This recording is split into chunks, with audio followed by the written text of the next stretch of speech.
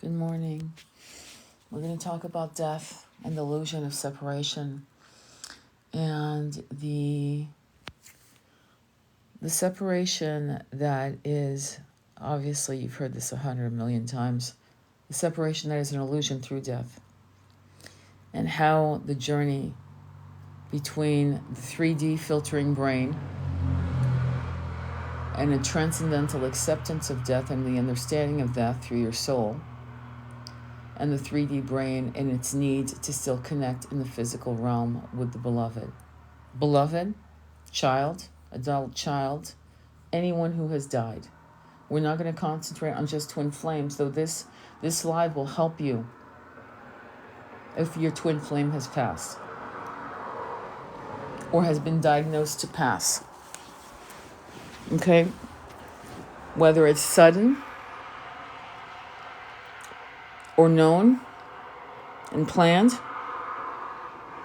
these realities and the way it impacts the 3D brain is something we're going to discuss on this live. And again, my lives aren't for everyone, okay? The realities of these existences, the realities of these incarnations are seen in one-dimensional view. Sure, we live in 3D, but we see through one dimension. Because of this unbelievable grief that rightly happens when you lose someone. I have a client who lost her son in a car accident. He was under 18 years old. It was sudden. I lost my husband, a high-level soulmate. My son was 20. He lost his father. He saved him the year before he had saved him. And the year after, in 2020, he was not able to save him. How did I know he couldn't save him that particular day? Because on that particular day, it marked the day my father had died 35 years previous. Same day. We're all soul connected. Many of us as soul tribes, we use numbers to tell each other, to give each other clues. Today's the day. That's why I'm fascinated by numerology. But that's on the side note. So it's not so much preparing, it's giving you the ability to overcome this unbelievable sense of grief that will befall you. And not to gaslight yourself when they come to you, typically in a dream. But typically, and remember, time is not linear like it is here. Chronos enslaves us here. Chronos. And the calendars, we've discussed it in one of the lives, the Gregorian calendar, all this fuckery that's happened in terms of controlling our calendar year and controlling us in various ways. So there's that. So when a person that you adore passes away, suddenly, or you knew because of disease, like my mother, I knew she was passing, but the day she died, was the day she died, right? So it was like, oh, today, I guess today's the day, or 2 days before they're about to pass, It's a conversation that honestly, all my love, hello Andromeda Flame, please follow Andromeda Flame. She's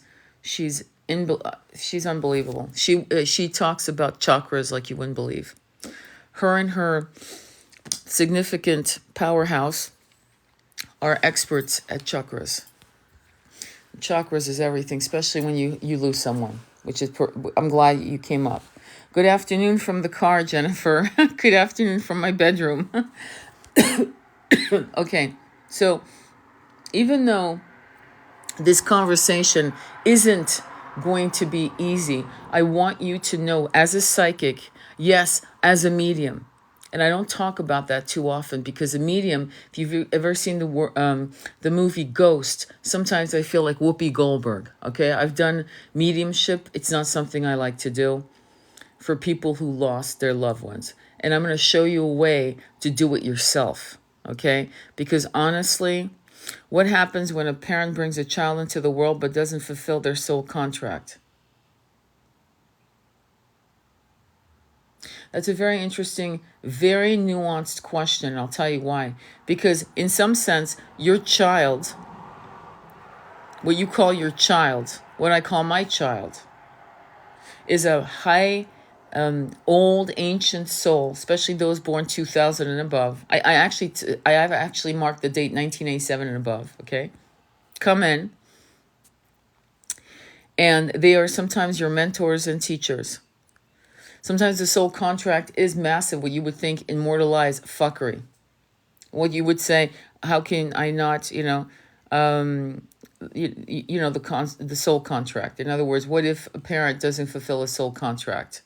You might think, and through immortalized, you did not fulfill it, or it was not fulfilled. But sometimes the fuckery of a child coming in and putting you through, or you putting them through, maybe you're the drug addict, or they're the drug addict, or they're addicted to something, or something happens that feels as if you screwed up, and God forbid, they pass, right? And then you regret. You fall into a place of grief and self-loathing and regret, and what if I could have done this or that? It could have been different. And you might think to yourself, that was not a fulfilled soul contract. And in some sense, some cases, it is, actually. When you drop your body to meet your soul tribe, including a child that came through you, we're going to use the word child, but a soul that came through your body. When you drop your body, you might actually, when you meet them, I'm not saying that's the story for everyone, by the way, because there are people that screw up, okay, on the side note, okay? But you may actually go into a position where you meet your quote-unquote child, and you guys talk about it going, oh shit, you're kidding, that was all the plan? Yeah, that was the plan. And you kicked ass, Mom, Dad. You really helped me understand X, Y, and Z. Yes, you can ask me a more specific question about soul contracts because it's nuanced. Hang on, because I'm downloading. Okay, so that's why I don't look down at the questions. I'm not my gaze is not on the questions. So bear with me, and I'll answer when I look down again. Just bear with me. So when you go through this process of being in 3D while you've lost someone, okay, suddenly, within hours of a chat or a day or a week, and they come to you through a dream, right? And you wake up from a dream going, oh my God, they came. Sit in a meditation and immediately connect with them. Immediately connect with them. Give them permission to come to you. Work on your chakras so that you're cleared and purged, because when anything massive emotionally impacts you, massive, which is death, right? A loss of somebody you love, right? Work on your chakras. Sage their room. Okay? Sit in their room if you're able to. Sit in their room if you're able to. If not, if you have an item of theirs, I'm not being funny or weird, okay? There are psychics that are covertly used by detectives to hold an item, to get the frequency of what the person, it's almost like giving a t-shirt to a dog to grab the scent and to follow the trail. Do you understand? So the vibration of people, that's why sometimes it's weird to buy shit from antique stores, to be honest with you. This is why you don't never buy shoes from people. Used shoes, you don't do that. You're stepping into their karma. Do you understand? There's certain things, like I like to thrift clothes here and there, but I actually feel the vibration with the same intensity as jewelry, okay? So that's on a side note, okay? But when a person passes and they're freshly gone, they've freshly dropped their bodies, especially if they're young, and they might be in shock, which can happen. You want to help them continue their journey. So I'm about to share with you stories of actual people that have dropped their bodies that I helped cross over. But before I start with that, I'm going to tell you the story that I've done before with my son on a live, which I did last year, on what happened when his father died. Now, take note, my son had become an atheist, right? He didn't believe in anything. And so the day his father died, the day the paramedics basically announced that they couldn't save him, which the minute my son called me and said they're working on him, I knew my husband had passed. And there's some mystical things I had done at 2:30 in the morning, which was breaking soul contracts with people. I was in separation with my husband. That happened. It was almost like my husband knew that he could pass the baton to me, that my son would be okay. He would not be bereft. He would not be allowed out there in the world dealing with this shit on his own. Because that shit does happen. And that's when, as a parent, you're fucking up. If you're not taking care of your kid. I don't care if your kid's fucking 25. If your kid's not emotionally able to be out there in the world to handle the death of a parent, and you know it, because their connection with their particular parent is deep and goes hundreds of thousands of incarnations that are very, very close. I mean, I guess it would take somebody who is a spiritualist to understand all these nuances. But I mean, I would hope you would understand that, your child is more connected to one parent and another, and it's not about jealousy. It's about truth. Just be honest. Some kids are more connected to father and some kids more connected to mother, whatever, right? Anyway, with that said, and so he passed out. That's how freaked out he was. That's how hurt. And when he came to, and the paramedics died, and his father's body was still there, he held onto his father's body. This is what I talked about, having a Doc Holliday on your corner. I called my girlfriend, and within a half hour, she was there to be with my son, while I traveled 8 hours by car to be with my son on the spot.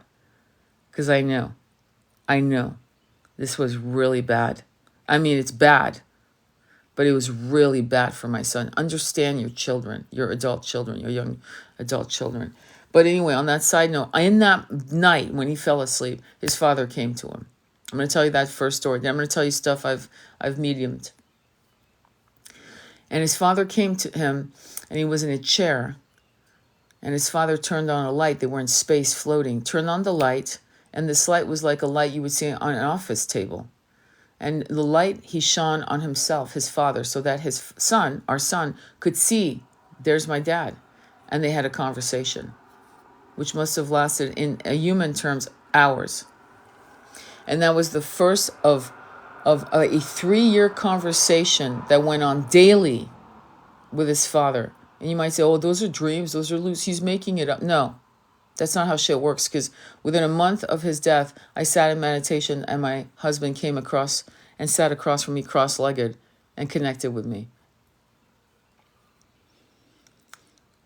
When I did psilocybin my first time, he came to me again. Just so you know. Okay?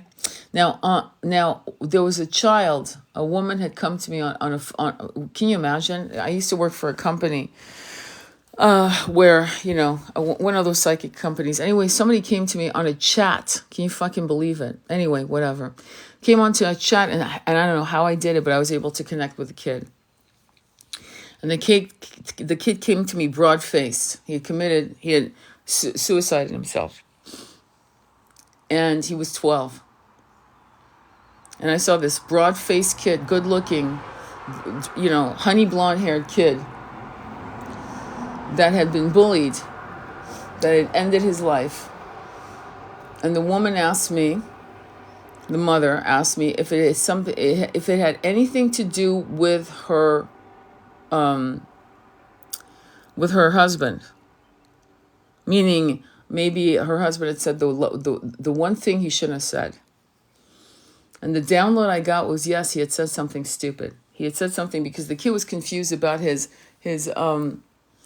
He was confused between liking girls and liking boys, which is normal. It's actually normal. It's a rite of passage. It's absolutely fucking normal. The fact that, this other crowd of woke fucking are pushing that agenda, that's another show, okay? But that is a normal moment of it's the beginning of self-realization of what do I want to be in this particular incarnation as a boy or a girl? What do I want to do? What do I want to be? What do I want to experience? His father had said something very, very wrong that triggered it was like the straw that broke the camel's back. But I was told by my guides, don't say a damn thing. Don't say that, because it will harm her. It will harm her for her entire life, and it was not worth it. Sometimes we get downloads that we're not supposed to tell them. But ultimately, it was being bullied. And as you know, schools don't do enough at all. At all. They don't give a fuck. I'm sorry. Because if they cared, the minute that came up, it would be zero tolerance. Whoever is bullying would be, you're not coming to school for a fucking week. Here, let your parents figure your shit out. And parents are motivated by money, right? Oh, shit, I have to work. I have to do this, People should be a lot more. But that's another, again, I'm ranting. Sorry. And the kid was confused. And it was a 12-minute chat. And I couldn't tell her the things she needed to do to make sure that her child who had done this to himself, because, when you do that, when you take your life, it takes a lot of despair, self-loathing. I mean, it takes a lot for a child to accomplish that sad act. It's like, oh my God, it makes me want to cry right now.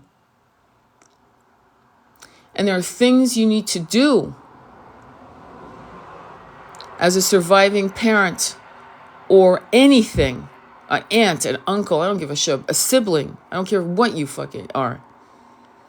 And one of the things I'm a big believer in is burning a candle at the window. And so usually I ask for my clients to take a votive, a 4 to 6 hour votive in a safe setting, at the bedroom, but usually at the window, at a porch. And I'll tell you a story about Junior, who was unalivened by a gang. You might have heard of him. When he was born in 11/11, which that wasn't the thing that got me.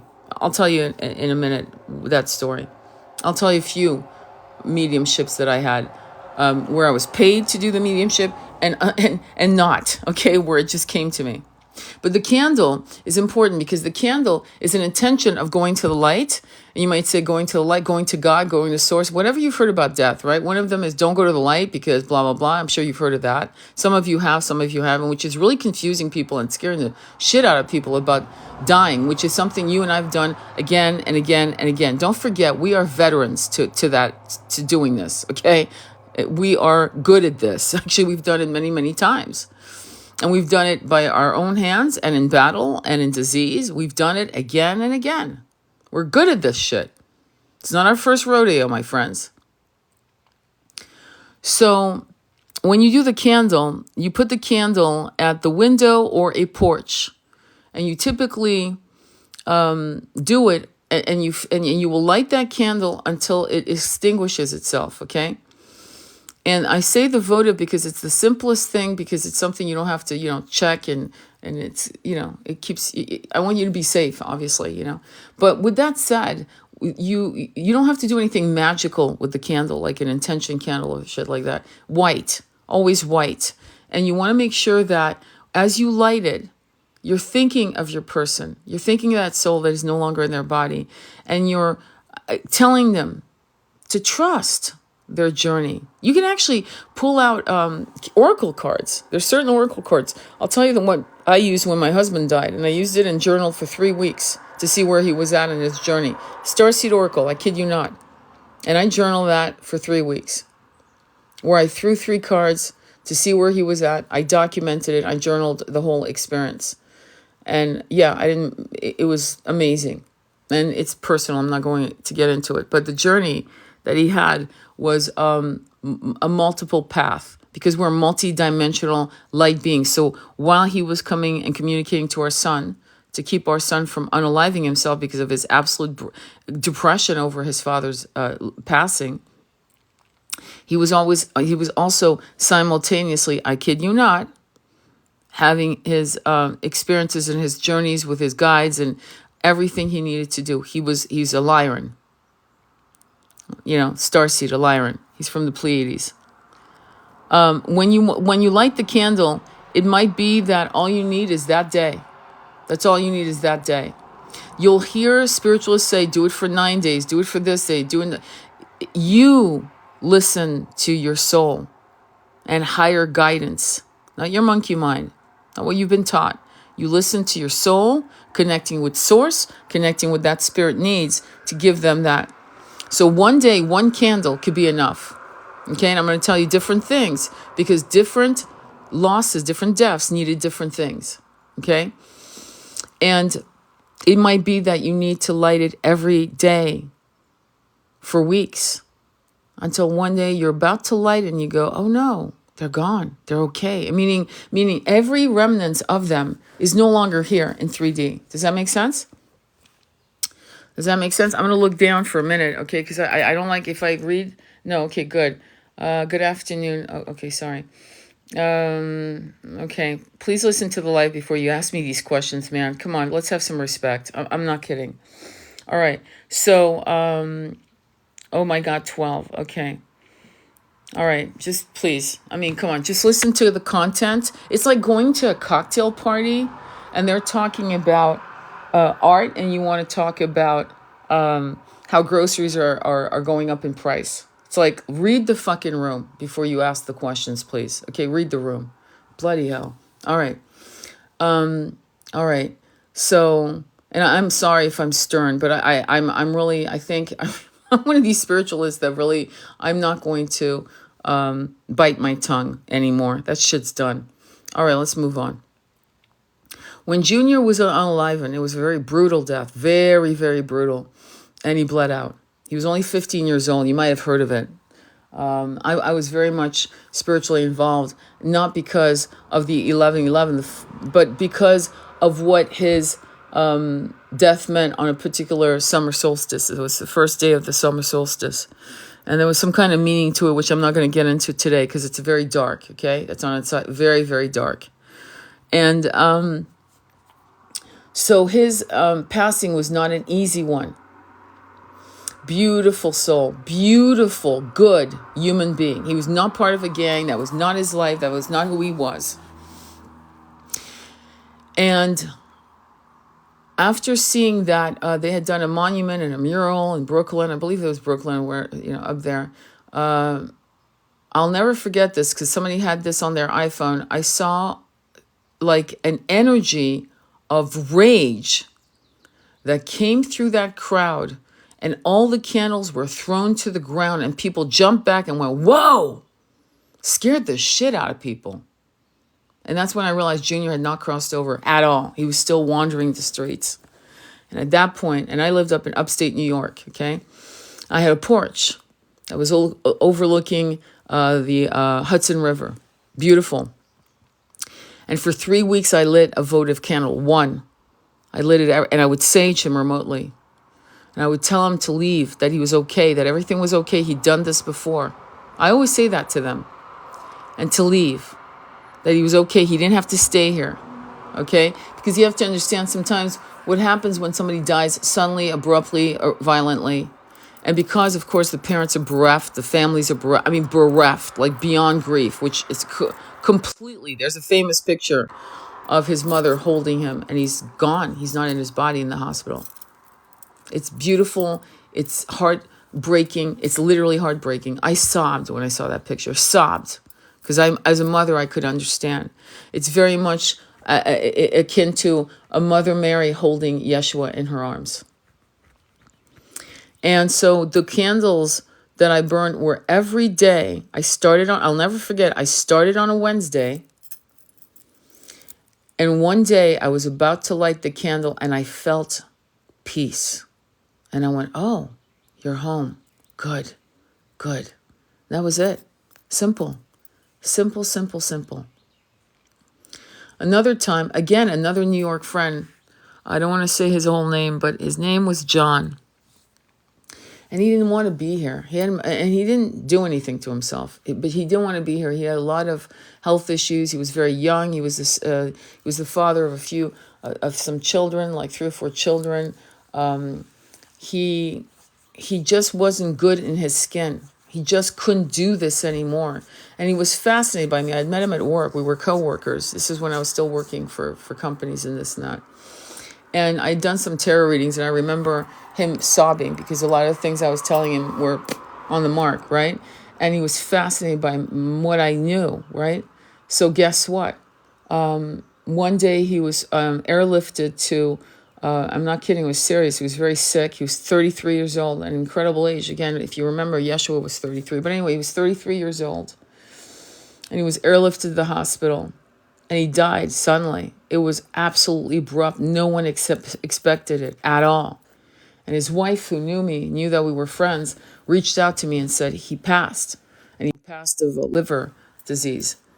And I'm driving, I'm now at this point, I live in California. And I'm driving up into the mountains. And I feel his presence. I go, John, what are you doing here? So I don't know what to do. What do you mean, my friend? You know what to do. You've done it before. And he said, I'm scared. I'm scared. I don't know what to do. I understand. So as I drove up into the mountains, I spoke to him. I spoke to him about his children. I spoke to him about all the powers that he would have, about the freedom of movement, about the way he could care for his kids, but that there was things he needed to learn. There were lessons that his guides wanted him to understand. There were things that he would have to recapitulate. In other words, look at his life and make peace with all of it and forgive himself and forgive others, and just so he could move on. So when I got to my cabin, I took a long, a big candle, and I always buy white, just so you know. I'm not into color at all. I just want the purity of white. And I lit it. It was a massive candle. And I lit it at my window. And I let its flame light the night. I fell asleep. And as the sun rose, I felt him, and he had left, and I blew out the candle, and he was gone. So it's different for everyone.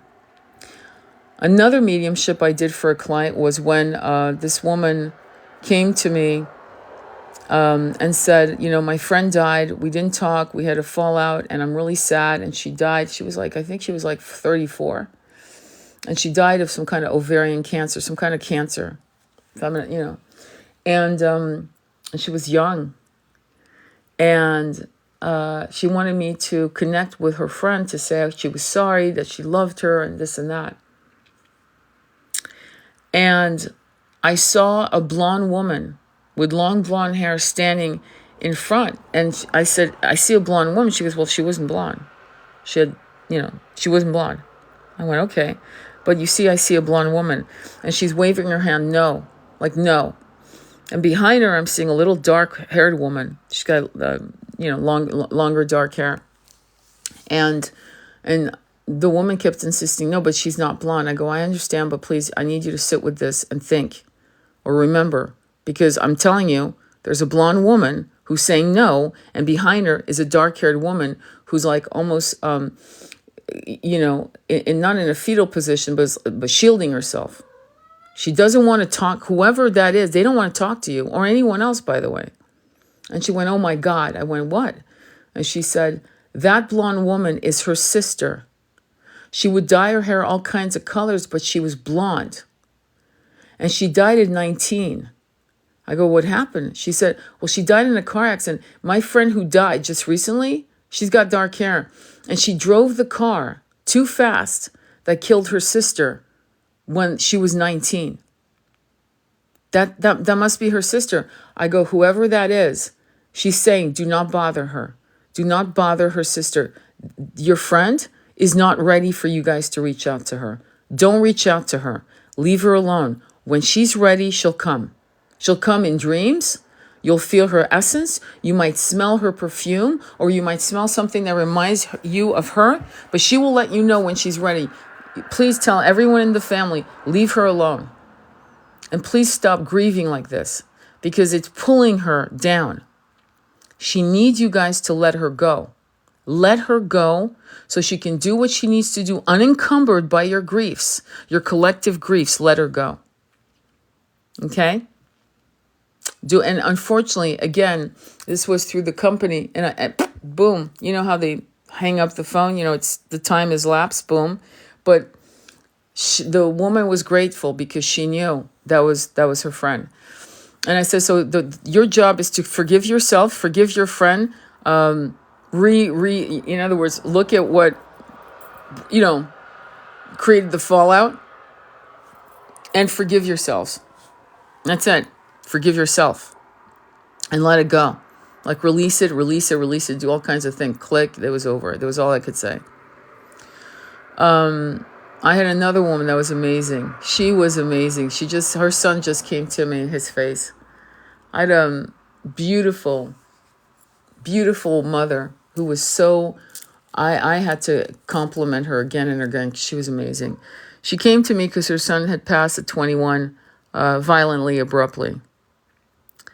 And usually what I do is I look at, I don't want people to tell me what they look like. I really don't want to know, okay? And what I saw was this young, beautiful man with dark skin, large, shining black eyes, beautiful black, shining eyebrows, and a bright white smile. And that's how I described him, with a little bit of locks, but not really, I believe it was locks, but not really, like short, really short. And she said, "Oh my God, that's my son." And I said, "Oh, he's smiling. He's got this big white grin, and he's got these beautiful, expressive eyes. And he's just waving at you. He's so happy. He's so, so happy." Like when it was over, when he, was thrown out of his body, it was so easy. It was like, and she said to me, "I knew he would never be past 22, 23. I knew he would die young. I just knew he would. I knew the day he was born, when I held him in my arms, that he was not going to live a long, long life. That's my son." She was amazing. She was the most transcendental parent I've ever spoken to. She was amazing. She was in full acceptance of God's plan, a religious person. Sometimes religion is the most beautiful garland around someone's neck. It's a beautiful garland. It's not a chain.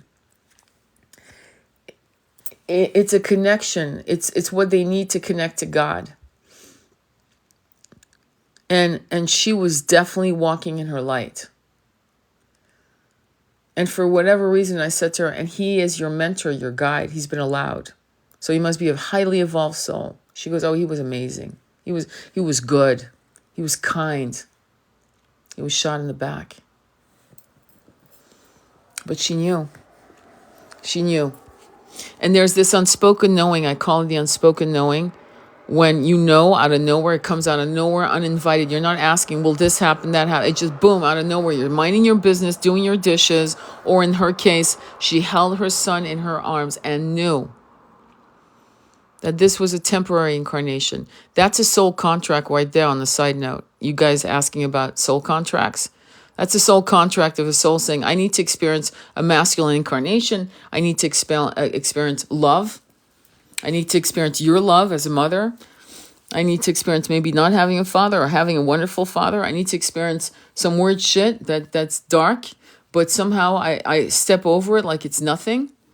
And then it's time for me to go. Because I don't need to experience a full life. I really don't. I'm just like I just need this for a little while and then I'm gone. And thank you for allowing me to come through you, through your womb, as your child, to have this experience. And thank you for being okay with me leaving you, not surviving you. Because in the loss of me, in your acceptance of the loss of me, everyone around will be impacted hard. I'm sure one of you, at least once in your life, has been in an office where you heard of someone who died in a car accident, or some who was young, who was under 35. And you don't know why it hit you, but it hit you hard. And it might have been somebody you never even heard of. In other words, you didn't even know them. They weren't even a work colleague. It might have been one of those, I don't know, those newspapers, those office, magazines, newsletters, announcements, whatever, memos, and it hit you, right? Or a particular person, that you heard in the newspaper. That no one famous. We're talking about unknown, what you would call unknown people, right? But their loss, for some reason, that particular loss hit you more than others. That's not random shit. That's a lesson for you to realize how death comes to us and how it's the multiple faces of death. And those losses, the soul contract with the self and the universe that this today is the end. Hours before, they're happy, smiling, laughing, and boom, they're gone. This is one of the greatest lessons you can learn. It's what makes us say, I love you, to the people who are with us that much more fervently, deeply, lovingly. Because we all think we're immortal. I don't know where the fuck we get this shit from.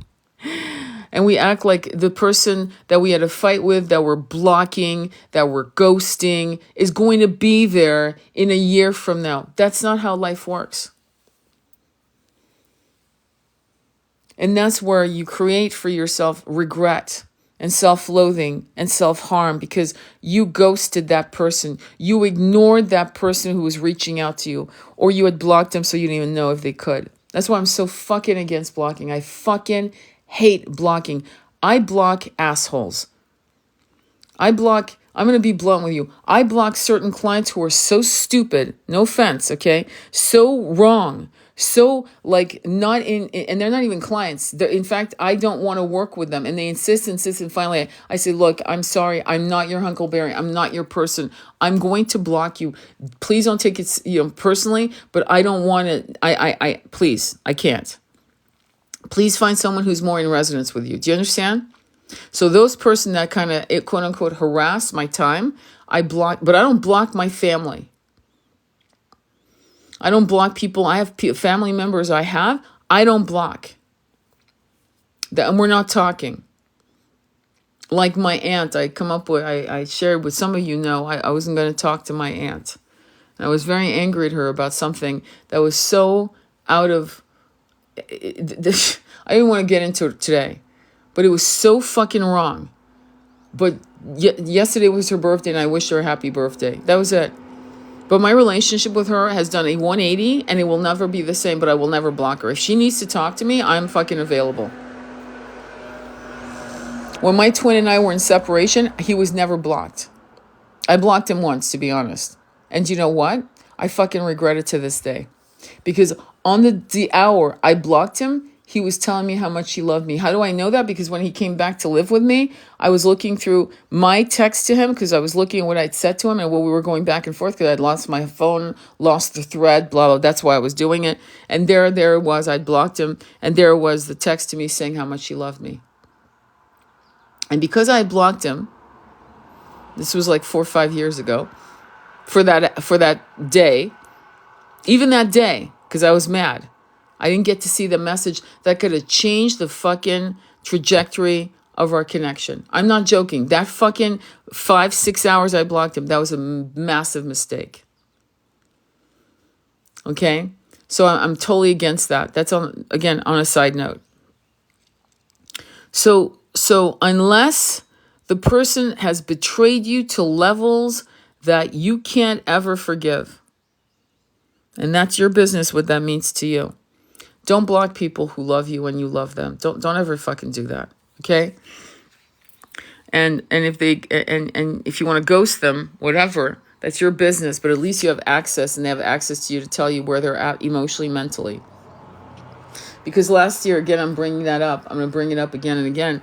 Last year, in the summer of 2023, I can't tell you how many masculine twin flames unaliven themselves. How many? How do I know that? Because I'd have fucking female twin flames telling me my twin unalived himself through overdose, addiction, or just self-harm.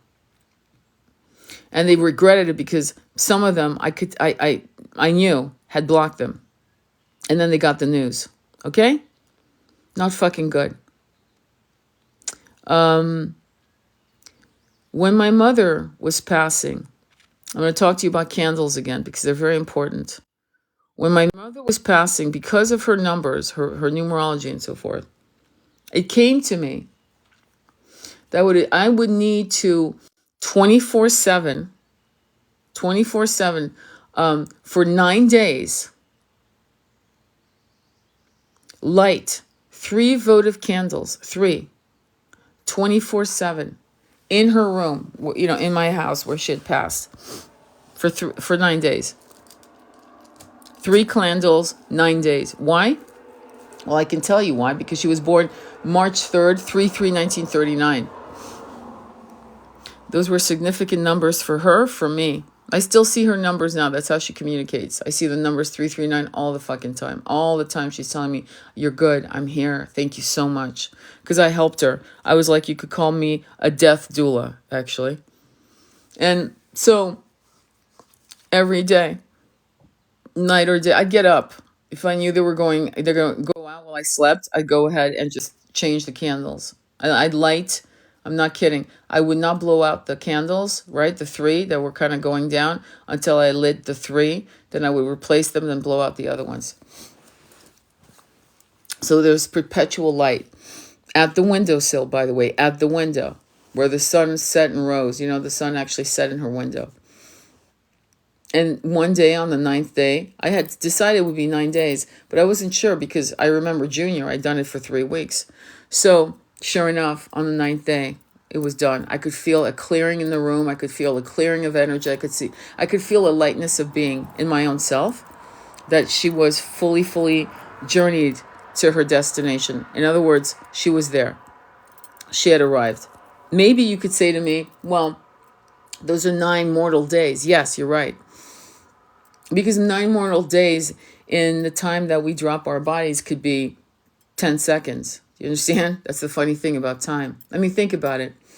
In Paris right now, it's 5 hours ahead, for example, you know? So time is a funny thing. So the use of white candles to clear the energy, to help your person cross over in the right way. The right way meaning so there's no confusion. In other words, sitting in meditation to make sure that they cross over is something that the Tibetans did, which fascinated me. You might want to, and I'm trying to remember because I read almost all his books. Rampa, Rampat, initial T like Tom, Lobsang, Lobsang, wrote many books. He was a walk-in. That's another show. He was a walk-in.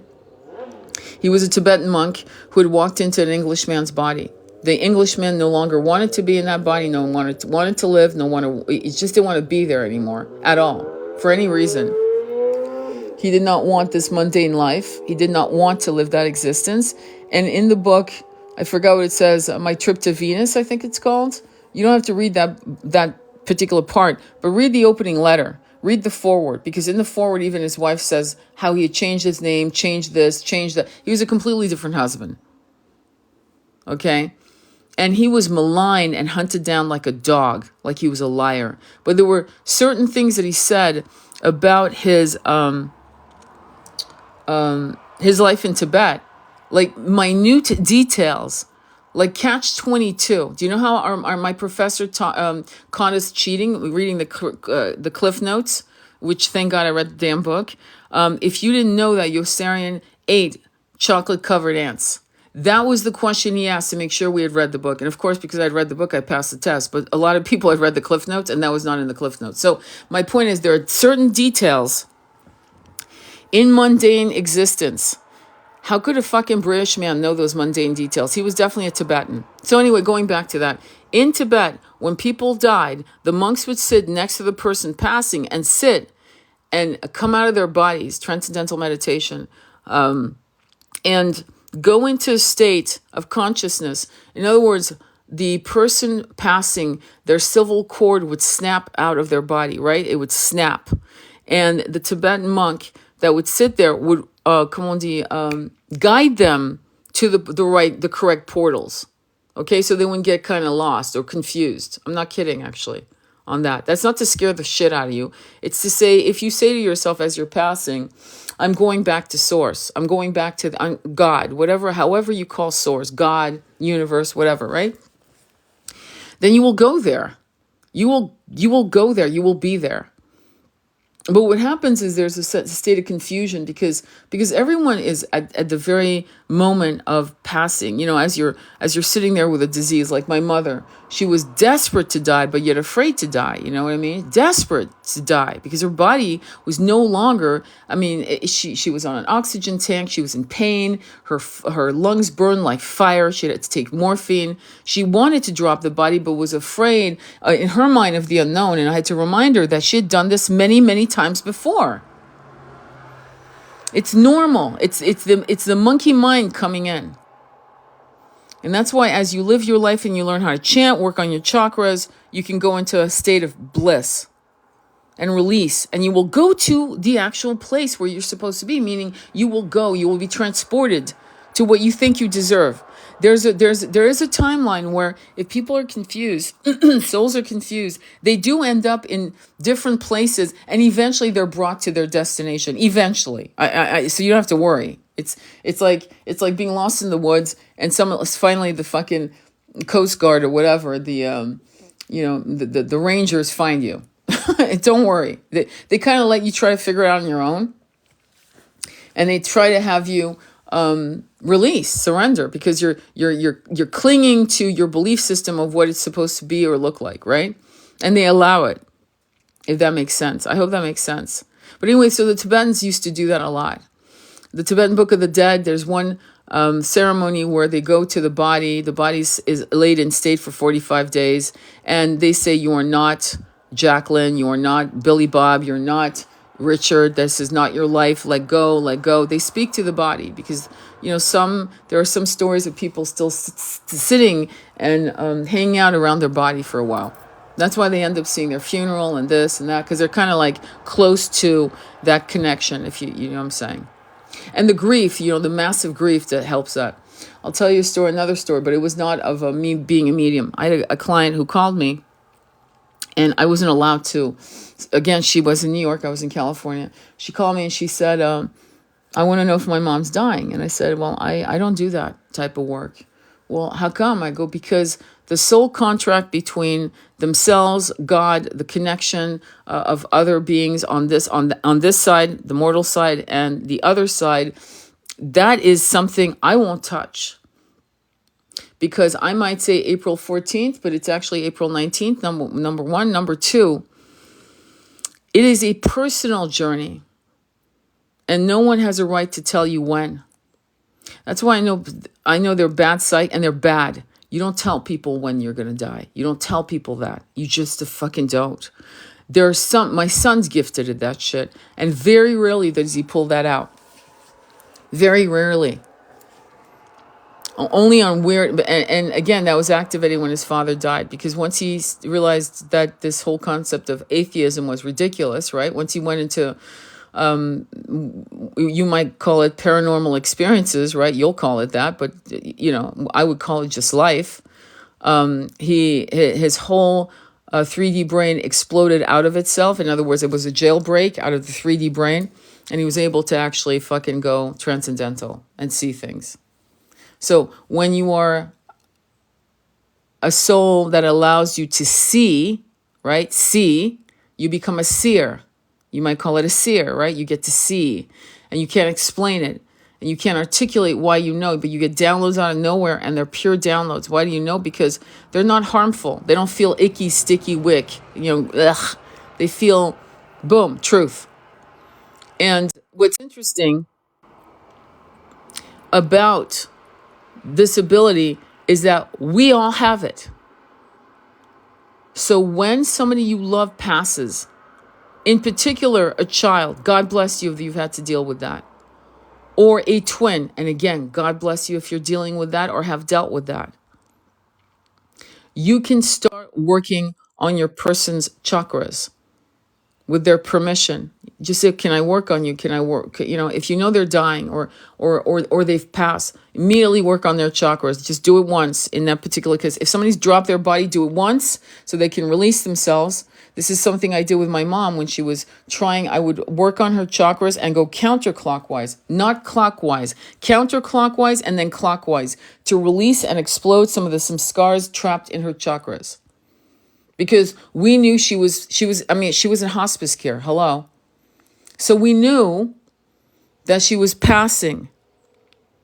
That's a little more advanced work which, I mean, this is not the place really, but I'm just bringing it up. But don't fucking step into that realm unless you know what the fuck you're doing. I'm just going to tell you this straight up, okay? And these are some of the classes me and Andromeda are going to formulate. Things of that nature, by the way. We are going to be forming classes, just so you know, on multiple things. On twin rays, twin flames, on all of these things. On death, on how to prepare, things like that. Because, you know, life happens, my friends. There are people who have been diagnosed with stuff, and they're going to cross over this year. And they know it. And so there's their family. So prepare. You know, do spiritual things to ease the journey. This is not the time to be in denial. This is when somebody is passing, or like my mother, when she was passing, I had her read Journey of Souls by Michael Newton. And she said it gave her such comfort to read that book, Journey of Souls by Michael Newton. I told her to read it. It gave her a lot of comfort. And she told my uncle, by the way, it's translated in French. She told my uncle to buy it, to read it. I'm not going into that, Alicia. Yeah, I would love a class focused on working on chakras. Absolutely. Good. Yeah, I'm not going to get into that. And this is so funny. I'm looking at some of the questions, and I'm really, really, really in shock that you guys aren't reading the room. But thank you for those who are. Thank you for those who are. When I see people who are asking questions, you believe in psychic people to answer you a mundane question, but you don't believe in what I'm saying. I'm realizing that there's a problem. There's a disconnection between you using psychics for your 3D brain and not using psychics to learn how to be a spiritual person to answer your own questions. Okay?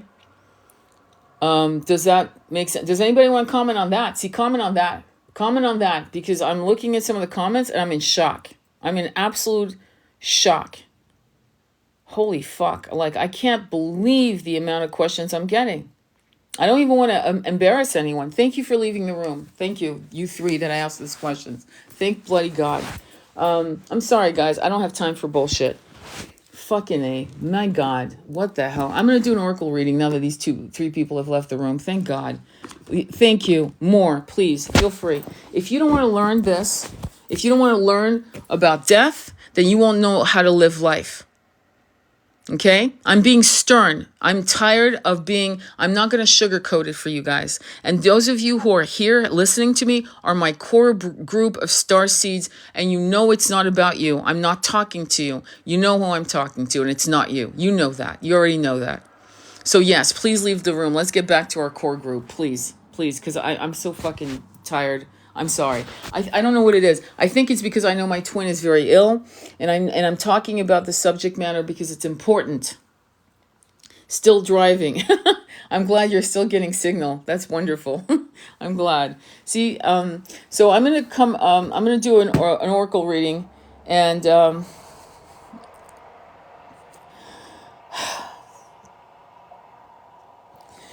just give me a minute. If it wasn't for you guys right now, I would not believe in humanity anymore. I am so glad you're here. I'm so grateful for your presence. I'm so happy that you're here, because you're the reason why I do this work and why I do these lives. Because if I only had people asking these fucking questions, I would give up. I wouldn't do these lives anymore. I wouldn't want to deal with it. I've done massive, intense, I did a very intense live on Twin Flames and Atlantis. I did part 1 and part 2 on Atlantis and Twin Flames. I mean, and because I want to go beyond the scope of what we know in our 3D, or what we call mortalized. And because I know that those of you who truly are starseeds, truly in union or in separation, truly that are starseeds, which means you're in your own power, a power that has got an incredible force. You are like hurricanes. You are like electricity, thunderclaps, storms. You are all of that energy encompassed in your mortal bodies, which is extraordinary marshaling of power, massive, massive power that you can't fathom. And thank God for you. Because if you were not making your presence known, I think I would be I would just give up. I really would. So thank you for being who you are. Everything is going to be okay. You're amazing. Thank you. That's very kind. Thank you. You're precious. You're all precious to me. When people die, the grief that we have is normal, and it's not to be shamed. Everything I've prefaced about death is not to shame you to feel the grief. The thing that is hard when you lose someone you love in the physical realm is that the person you loved, the color of their eyes, the way they smile, wink, the way they smell, their sound of their voice, the way they walk, will never be here ever again. Never. People talk about doppelgangers. You might have a twin, but the mannerisms, the essence that encompass the soul, if you've ever seen someone gone out of their bodies, you know that whatever activated all the mannerisms that you cherish is gone, that whatever's on that slab, table, bed, whatever, is gone. You can tell. You're like, it's shocking. Every time it shocks me. When I see someone who's no longer in their body, it shocks me. Because whatever made them who they are that you love is gone. So when you lose someone, in this particular timeline, in this particular incarnation, in this particular story you're living, it is normal to miss them. And you'll have to learn how to toggle between transcendental acceptance and opening the veils through your meditation to allow your person to come visit you. And my husband comes to me as he was, in his best self. Of course, he's gorgeous, he's young, he's like 32, he's perfect, right? He's at his best age. And he comes to me in that form. And I asked him once, show me who you really are, come on, And he did. It was electricity, beautiful blue and white. I still see it with some violet electricity. But he knows that in my mortal body, in this, what encompasses me, that makes me Tony, right? In this incarnation, that it's like a comforting blanket. It's like a comforting hug for me to see him as he is. It pleases me. But as I've told you before, when I did LBL, the past life thing, it wasn't past life, actually, it was a life between lives. I saw my grandmother, and I knew immediately it was my grandmother, though she was encased in the body of a little 5-6-year-old girl with long braids.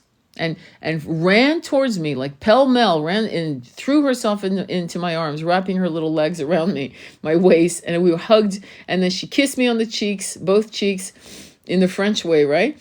And then jumped out of my arms and ran back to her soul group, part of my soul group. So trust what you feel. And when somebody, God forbid, it's time for that somebody you love to pass, you can connect with them. Connect with them yourself. And that's why all the work you do, all the work with your chakras, the mantras, the breathing, the pranayama, some of you are into yoga. All of that prepares you for the day somebody dies. You can actually sit in meditation and they will come to you. If they are allowed, if they are prepared. If they don't, it's not your failure. It's the fact that that person's still out there. It might be that you need to do the white candle ceremony. It might be that you might want to sage them remotely. I remember one day, because I saged my twin, my son. I was saging my mother, my animals. I sage, right? I sage myself. And I remember saging Nick. He'd been gone about on his second year. And he came to me out of nowhere saying, why are you saging me? I'm not here anymore. It's not even who I am. I don't actually need you to sage me. And I went, oh my God, you're right. Believe in your messages. I believed in the messages. It wasn't a corrupted download. You see the difference? Because it came out of nowhere. I've been doing this and I think he thought it was soothing me, and probably was. And he finally said, you don't have to do that for me. I'm good. I'm like, really good. Do you see what I'm saying? So I want you to make sure that when you have the power to connect with your beloveds on the other side. You really do. I call myself a medium in this particular case. It's not something I like to do. Can I do it? Yes. Do I do it? I had a client trying to ask me to do that recently. I said, I have to be in the right state of mind. This is not, I'm not, you put a quarter in to get your bubble gum. That's not how we work. Okay. We need to prepare. Okay. When I do the Akashic records for people, an Akashic reading, I do a 20-minute meditation before, and I write like, wow, I get downloads like you wouldn't believe, messages, I have to write it all down like quick, because it's like tumbling out into me through my crown chakra, and I just write, and I'm still in meditation. My eyes are closed, and I'm writing like mad, like big, loops of, and hopefully I can read my writing, but I'm still fresh, and I rewrite it, and then I call my client fresh. So that's how I do that. And that's fun. That's not the same as being a medium. That's a whole different bag again. Because when you're a medium, you're dealing with stuff. That's why I use the analogy of Whoopi Goldberg when she finally actually does download a real person that's not in their bodies anymore. I don't know if you remember that scene where she feels, that's how I feel. I've had people, souls step into my body. And right now, I think I'm in a better place to do it. To do more channeling, but the channeling is something more for the collective, not for the individual. If that I can see myself going in that direction more and more. But to be honest, you have the gifts. All of you, every single one of you, has the gift, because if you're a starseed, which you are, or else you wouldn't be here. You would not take my shit, okay? You would not be patient, okay, with me. So I know you're a starseed. So those of you who are my core group, you are starseeds. And you know what I'm talking about, because it resonates in your heart. It's like oxygen. It's like a breeze, the brine, when you smell the brine at the ocean and it hits you and you just get, wow, get a blast of that. And so that's, when you hear truth from any sentient being, it feels that way. And it doesn't feel like doubtful or weird or yucky. It doesn't feel that way. And so you know that if I tell you have the gifts, you have the gifts. Now, it expresses itself in different ways. Some of you express it through light language. Some of you will write ancient languages that no one can, it could be that you're writing, I'm not kidding, ancient Punic. Because that's a very interesting language, if you've ever looked at how it's written. You could be writing Sumerian. You could be writing languages that we're not aware of. In other words, we don't know, because it's a language from our starseed planets, the written form of it. And you're not making it up. Do you really think, as intelligent as you are, that you're going to start fucking doing chicken scratches for the fuck of it? Come on. No. It's not how it works. When you're in a deep state of surrender and connection with Source, you actually are filtering through the Akashic records and going then through that. Think of it as they're showing me a silver cord that's going through the Akashic library, which looks like a flower of life, but it keeps pulsing and moving, massive geometric shapes and changes in colors, just so you know.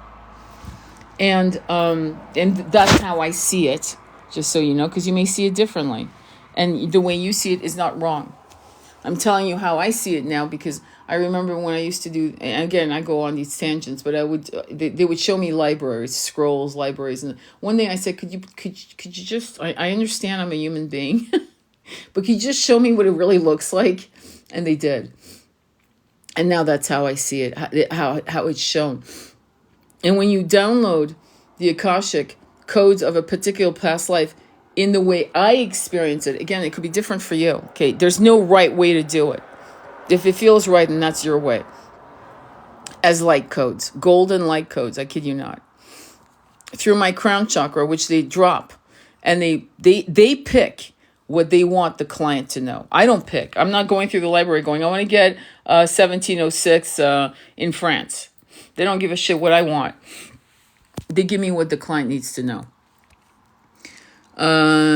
So Angie has something to say that's really cool. I'm going to Thank you for the massive hug, Andromeda. Everything is going to be okay. You're amazing. Thank you. That's very kind of you. Yes. My best friend comes to me in times of need. We usually stare at each other's eyes for a while. It feels like truth. I saw The Fabric of Life about 1.5 years ago. Beautiful, Angie Smith. Beautiful, beautiful, beautiful. Thank you for sharing that. That's very wonderful. I am so blessed that you're sharing that because it helps other people see that. So I want you to know that in the process of death, I'm going to tell you a really cool story. I forgot to tell you. So this woman, remember I told you there was this woman who called me. She was in the hospital in ER. Her mother had been admitted. And she asked me, she had COVID. And she asked me if she was going to die. And I said, I can't answer that. I could answer that, but because I knew she was going to die, but I was not going to answer that. There's no way I was going to answer that. And so I said to her, here's what I need you to do. I need you to be a death doula. That's how I told her, your mom's dying. And what a death doula does is that you need to control the room. She goes, what do you mean? I said, they can't be yelling and screaming and crying and yelling and screaming. They can't. They can't. And then in a minute, I'm going to tell you how my father died and what I did to make me understand that, okay? All right. I said, you need to tell them to calm down and to create peace in that environment. Play music, whatever. But if the nurse tells you that this is it, let's say hypothetically, I had to say that to her because, again, I was on a call through a company. I had to be careful. Not to mention, I'm not going to tell someone, anything like that. I just won't. But I was giving her directions, like blueprints she could use. You're going to get everyone calm. They're grieving and yelling and screaming and please don't leave me and all of that needs to end. Because if a person's time is that, the worst thing you can do is grab at their ankle while they're floating away. Image that in your mind. Can you imagine? Just grabbing and just trying to drag them back down into a body that can't sustain itself anymore. It can't, okay? The lungs are shot. The heart is stopped. What the hell are you grabbing them for? You don't do that to a sentient being dropping their body. You don't. That's why I don't like these videos of people sobbing and sobbing and sobbing when their dog is being put to sleep. I'm not saying don't feel your emotions, my friend, but be there for the person or sentient soul that is leaving their body. Be there for them first. Be selfless. Then after that, cry your fucking eyes out. You don't think I cry? You damn right I cry. But I make sure that their journey is going to be filled with peace. At this point, I got to stand up and be for them. It's about their journey, not my journey of grief. Not yet, not now. That doesn't mean don't cry. It means don't beg them to stay. Don't make them feel like they have to stay. Your job is to let them know they can leave, that it's going to be fine. It's okay. We got you. You're here. You gave me so much, my God, but I'm so grateful you've been in my life. I love you so much. I'm so proud of you. You're doing great. Keep going. You're doing great. Keep going. Keep going. Keep going. That was, you encourage them to cross over. You encourage them. Because at that point, the nurse just told you, this is the hour. They're telling you it's over. So do your part, okay? And let them cross over in peace. Let them know that you are proud of them, excited for them, happy for them. It's beautiful. You're doing great. God, I'm so proud of you. You're so brave. You've done this before. You're so good at this. It's so beautiful. You're filled with love, and love will bring you home, and love is surrounding you. There's love here. I'm going to be okay. And we'll see each other. Don't worry. Don't worry. You're not leaving anyone behind. You're good. When you're ready to come back and connect with me, but don't force yourself. Do what you need to do. You've got stuff to do on the other side. You're going to be fine. Whatever the hell you're guided to say, in that sense, say it. And make sure you coach people to say it. Not to, oh my God, don't leave, don't leave. Don't do that to people. The body can't, the soul can't stay in that body. Do you understand? It's not happening. So now I'm going to tell you the story of my father and how I learned that truth. Okay? I was 22. I had just turned 22. My father was diagnosed with lung cancer on May 16th. My birthday was May 18th. On July 31st, he died. So on the day he died, I was driven. My fiance at the time, my husband, drove me to Pebble Beach in California. My father was in a hospital. Now, my mother, for some reason, thought he would be, he would be released. That's, that was the love of her life. Was going to be released, and then he was going to end up, being alive until Christmas. That I think that was what she wanted, obviously, but that wasn't. So the doctor came to us and said, both his lungs are shot. I'm amazed he's alive. He's got the size of a quarter. May I take X-rays? I've got to. If you don't mind, it would be for teaching purposes, because I'm also a professor, and I got to take photo, if you don't mind. It's with your permission. And they took, because they couldn't believe he was still alive with only the size of a quarter left in his lungs to breathe. He made a call, a business call, because there were rumors he was in the hospital, and he was trying to make sure that a deal that he was trying to finish would not get blown out of the water. So he boomed a voice of power, like literally 11 hours before he died. I'm not kidding, because he died on July 31st at 11 a.m. And he just kept saying he was tired. And finally, he had a club sandwich. I'm so against people saying, don't feed them. Don't feed him anything. Yeah, we gave him a club sandwich. He wanted another one. The store was closed. In other words, he ate. We fed him whatever the fuck he wanted. The last meal. I hate this new concept. Don't feed them anything. Don't give them water. Don't give them anything. That's bullshit. Bullshit. Oh, they might choke. They're dying. Hello. But anyway, that's my opinion. So he had his food. He had his shrimp cocktail. He had whatever he wanted. And then finally he went into a coma. And then finally he was declared gone. We had music playing, Scheherazade to be specific, and we were all holding his hand, all three of us. I was holding his hand, my mom and my brother, his other hand, together, intertwining their fingers. And we told him to go home. We kept saying he was doing great. We told him to go home. He was doing great. Go home. And finally, he stopped breathing. The nurse came in and waited 10 minutes and then declared him officially gone after 10 minutes. And when I heard, I was 22. I'd never seen anyone die in my entire life. And when they declared it official, what I thought was going to be just a cry, a cry, erupted into a howl. I howled. It was like a velocity came out of my heart and exploded out into the world. And I howled. Later, I heard that the whole hospital heard it. And he sat straight up and started breathing. And the nurse exploded into tears and ran out of the room. And I was so angry at myself. I grabbed him and laid him back down and kissed him on his forehead and said, "It's okay, Dad. I'm going to be okay. Please go. Please go. I'm so sorry. I'm so sorry. Go home. Go home." And then he passed. That's why I'm telling you, don't fucking do your grief in that room. Not then. Because I learned. Every experience I've had in this incarnation is to teach you what I've learned. Don't do what I did. And for years, I regretted that moment of allowing my grief to explode in that moment. I thought 10 minutes, it'd be okay. Apparently I was wrong. Because he was breathing. He was breathing. And it was not, doctors would say, oh, it was just an automatic, reflex. No, dude, no. The nurse fucking exploded it freaked the fuck out. She freaked out and left. She ran out of the room.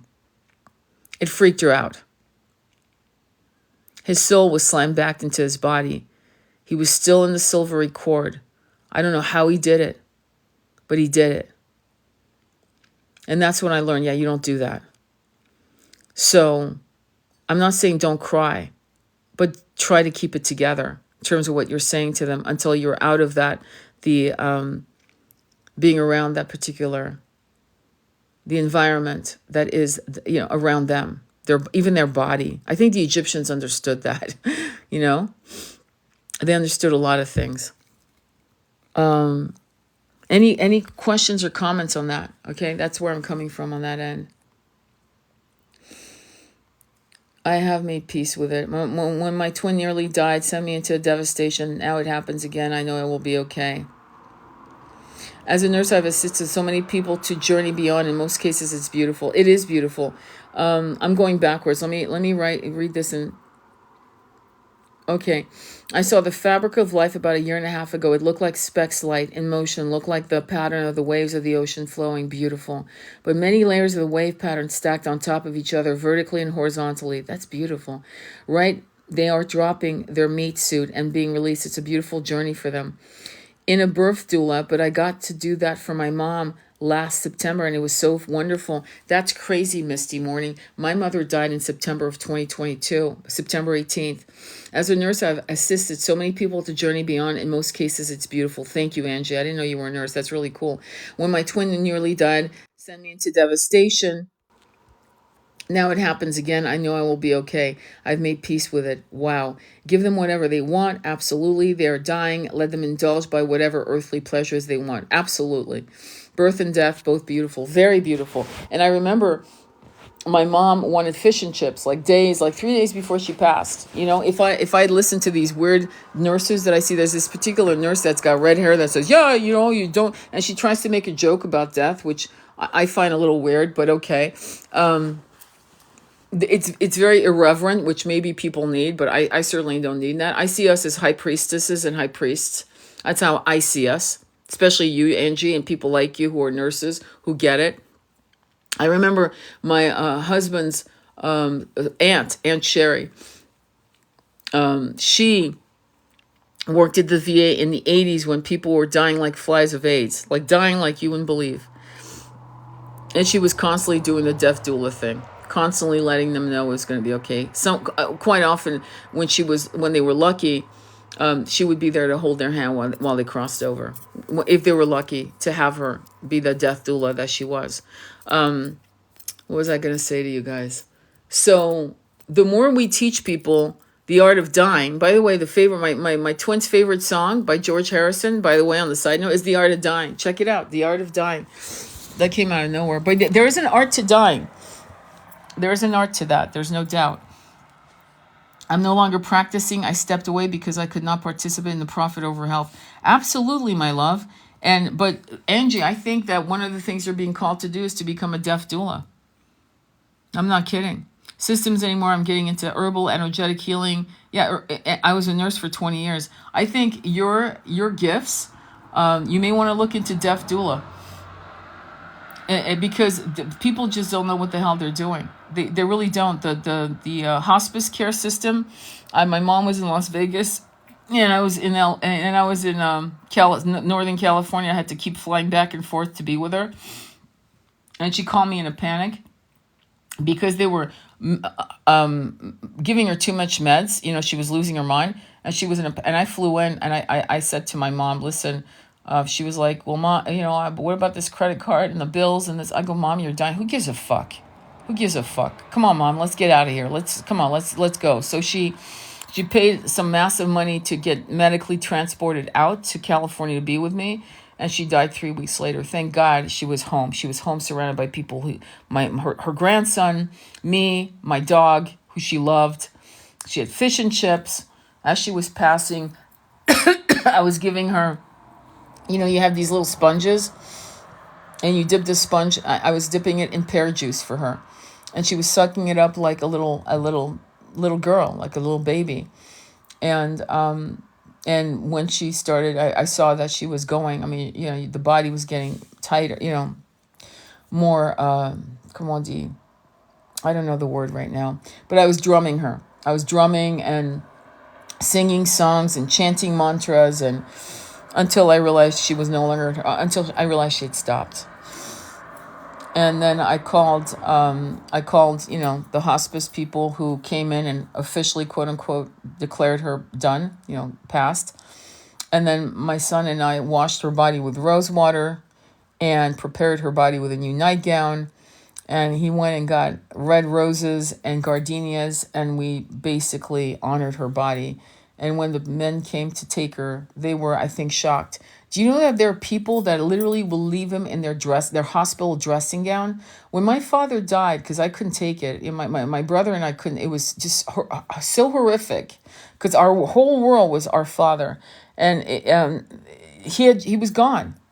And so we left the room, but not before we realized when my mom had brought a sea sponge, and she prepared my dad's body with sea sponge and Roger Gallet cologne. I kid you not. And she cleaned him completely from head to toe. And then she allowed them to take his body. We have forgotten how to take care of those we love. Well, I've heard people say, yeah, just leave them in their hospital gown. You don't want to do it? No, that's fine. Just take their body. I'm like, what the fuck? There's a ceremony to death. You clean their body. They've done it for thousands of years. You bring flowers, herbs, precious oils. I use a precious oil. I actually use Ritual oil. It's a company called Ritual. And it's got moringa in lotus, and blue lotus oil. Blue lotus. Why? Because I have a connection to her in Egypt. I didn't realize it until I was doing it. And I oil her body down with this Ritual oil. It's called Rituals. Moringa oil with blue lotus infused. It's blue. The guy's amazing, by the way. I buy from, his name is Ari, okay? Arri, and it's called Ritual. And it comes out of Australia, and it's fucking not, it's like $40 for a little bottle. But you know what? I use that bottle. So we did rose water, we cleaned her body, then we oiled her with the Ritual oil. And the flowers, and the fresh nightgown, clean nightgown, yeah. And you do that. You do that for them, to honor them. You do that for you. It's something that you need to do, physically do for you. But you also do it to honor them. And then before she left, I drummed the final song.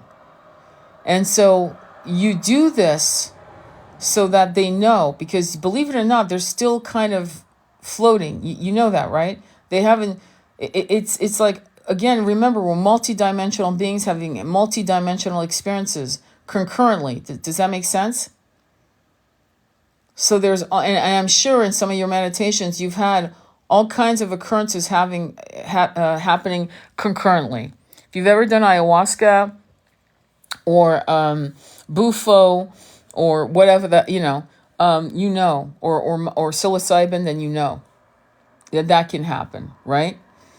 And so these rituals are human rituals, of course. I'm sure in starseed planets we do other things, maybe quite similar, actually, come to think of it. But because it depends on which planet and what vibration, what dimension, right? Just because it's another planet doesn't mean they're higher vibration, though it could be in some consciousness. I know that a particular being, a starseed sentient being, came to me in a dream, inviting me to a planet where they do not know the meaning of God. Can you imagine? Very happy people. No wars, no bullshit, no infrastructure like this shit that keeps us one bill after another, license after another, DMV, passports, documentation, taxes upon tax. None of that shit to keep us constantly distracted from our true spiritual path, shit like that. But this particular planet is, they don't really connect with, they don't know God in that way, the universe. But let me see. Blue Lotus is amazing. Yes, honor the vessel. Let me read all your comments, because your comments are amazing. Let's start with that. Birth and death, both beautiful. Angie, same, 25 years. I'm no longer practicing. I stepped away because I could not participate in the profit over health. I needed to read that again. System anymore. I'm getting into herbal energetic healing now. I was a nurse for 20 years. I have tarot cards but never use them because I don't know how, but saw a video yesterday and chose the death. I've been told that I can walk with people in the astral dream realm and guide them to heal. It's one thing to be told, it's another to just know. Does that make sense? So I'm not a fan of people telling you what you can do, though I've just told you guys you're all able to do what I've discussed. But try to come to people who teach you how to do it, not tell you can do it. Because there are people that can teach you how to do it. That's a whole different thing. Okay? I actually came across a twin flame content creator, 100,000 people, and she said publicly, now publicly mind you, which is insane to me, telling people that she had her third eye opened by someone else. Do you understand how fucking crazy that shit is? No one can open your third eye or any of your chakras except you. You can be taught how to do it, but no one can do it for you. No one. Now, can a Reiki master come in? By the way, not all Reiki masters are Reiki masters, okay? Some of them are a bunch of charlatans. They don't even know it, sadly. And you can tell by the energy coming out of their hands. If you're not feeling shit, you're not getting shit. Just be mindful of that. But with that said, can a good Reiki master or a good non-touch healer, because there's some of them that never learn Reiki. They're fucking, like my girlfriend, I'll tell you a story in a quick minute, who's taught herself chi energy, how to marshal chi energy, okay? But anyway, quick minute. The aspect of being told, ask yourself, what feels right to me? Because many of you, I'm getting a lot of Egypt, I'm getting out Atlantis, I'm getting out other planets. We're highly evolved 7-dimensional planets that we have come from, that you have come from, yes? So you were already doing that. You've always, and then you had amnesia. You forgot all of these incredible gifts, right? You forgot over a time and dogmatic teachings through Orthodox religions and fears. And, look at how they treated the Druids, the Druidesses, how the Orthodox teachings hunted them down, shut them down. My favorite movie, which is interesting how it's not available, and let me know if you find it. It's called The Mist of Avalon. The Mist of Avalon, which is based on Avalon, aka Glastonbury in the UK. By the way, on the side note, the UK is the heartbeat chakra of the world. Heart chakra of the world. UK, the United Kingdom. This is why they have a lot. 75% of the crop circles come out of the United Kingdom. People don't know that. But then, why is it a shock? They have Stonehenge, right? Andromeda, they have stuff like that. So, it's like, hello, let me keep reading your stuff. I have tarot cards, but never use them. Let me see here. I have been told that I can, okay, I read that. Themselves guiding people through the death process always resonating with my soul. Yes, absolutely. Yes, honor the vessel. Blue Lotus is amazing. That company's products are amazing. They are. I only buy his Blue Lotus flowers for tea. Only him. Because I don't know if people are dying the flower. I'm not kidding. Okay, so I won't buy from anyone else. I know it's a fucking... When I buy from him, I do a whole, like a $200 order or else it's not worth it. And so I buy his Blue Lotus flowers, tea, right? I do the 3-pack and I do like 3 bottles of lotus oil. And my twin loves that oil. He's a big herbalist and a big proponent of different oils and things, and he never heard of them. No kidding, because he's not sold in the shop, so he doesn't know. And when we woke up, we would agree to meet on a specific beach or park. Oh, hang on.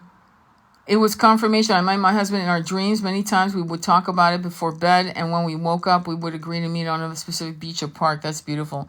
Beth, exactly, teach. I don't want to be told. And then to talk about it without authentically feeling it. Exactly, yes. That's interesting because I've gotten signs about both Atlantis and Egypt. Well, I've done a couple of videos on Atlantis. I did a rant and rave on Atlantis. Go check it out.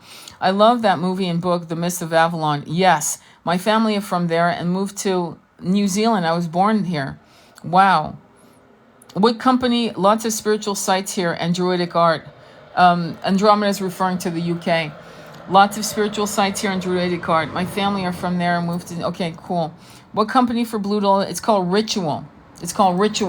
So now make sure you put Ritual and then put Ari, ARRI, okay? Because there's a couple, and I think it's called Ritual Co. I think. So look up Ritual Blue Lotus Oil and then put Ari, and Ari should come up on the feed, if you know what I'm saying. And Ari has an Instagram page. He's got two pages, one for Blue Lotus and one for himself. And he talks politically, spiritually. He's got a black beard. He's a very handsome young man. He was meditating in Egypt when it came to him to infuse moringa oil with Blue Lotus. That's how it came to him. That's why past life regressions and drum journeys teach you your past and other dimensions in Australia. Oh, gotcha. Thank you. Yeah. So what? So yeah. So you got okay. You guys know what to do. Okay. I want to do an oracle reading for you guys really, really badly. I hope you're cool with that. I'd like to know what the message is for you. And we might do two cards from the same deck. We're looking at Earth Warriors, Earth Shamans. I'm going to call them Earth Warriors because I feel really compelled. My cat kept me up all fucking night yelling and yelling and yelling. You know who he is, Andromeda. Who would keep me up all fucking night? Anyway, but he's so fucking cute. He's so fucking cute. I can't, it's just, damn it.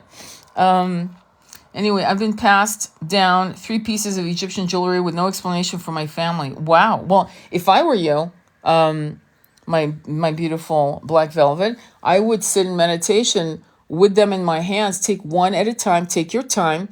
Pick the one that resonates the most, and then make sure you have a notebook and pen next to you.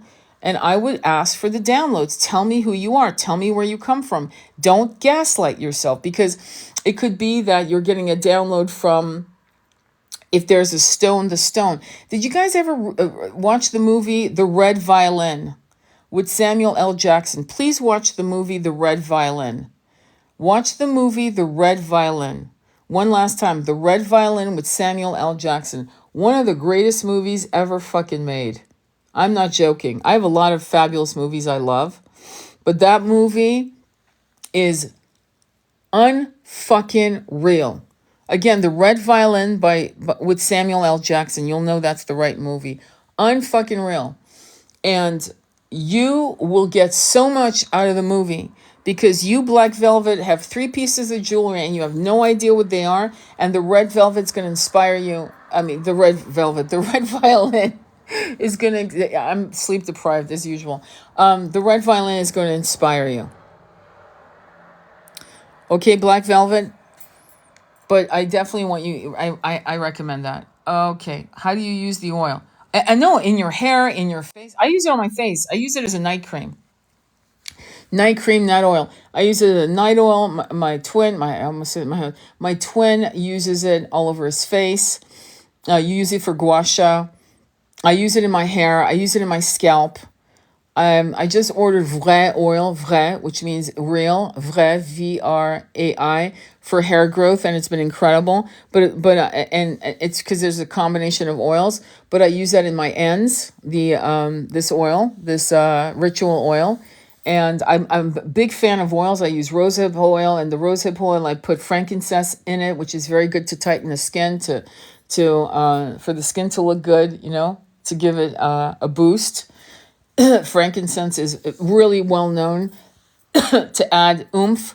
So just that's on the side notes of oils that I love. But ritual is if once I'm down to my last bottle, I start, and it's full, but it's my last bottle, I order. And I use my lotus flowers, my blue lotus flowers, like gold.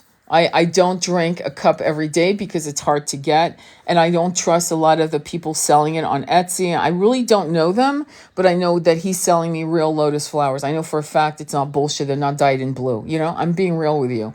So with him, when you use blue lotus, you can have very incredible dreams. They help with dreams and sleep and so forth. Oh, you're very tired. It's past 1 a.m. Did you say Red Violin? I kind of blanked just thinking. Yeah, Red Violin. Yeah, the Red Violin. Okay, with Samuel L. Jackson. Okay, he's an amazing actor. Samuel L. Jackson. He's an African-American actor. Please watch it. Okay, so I'm going to do the Oracle card. Okay, the stone in one is sapphire, which is good for psychics. I knew I was getting one by Nana gave to me. I get the matching ring when she passes.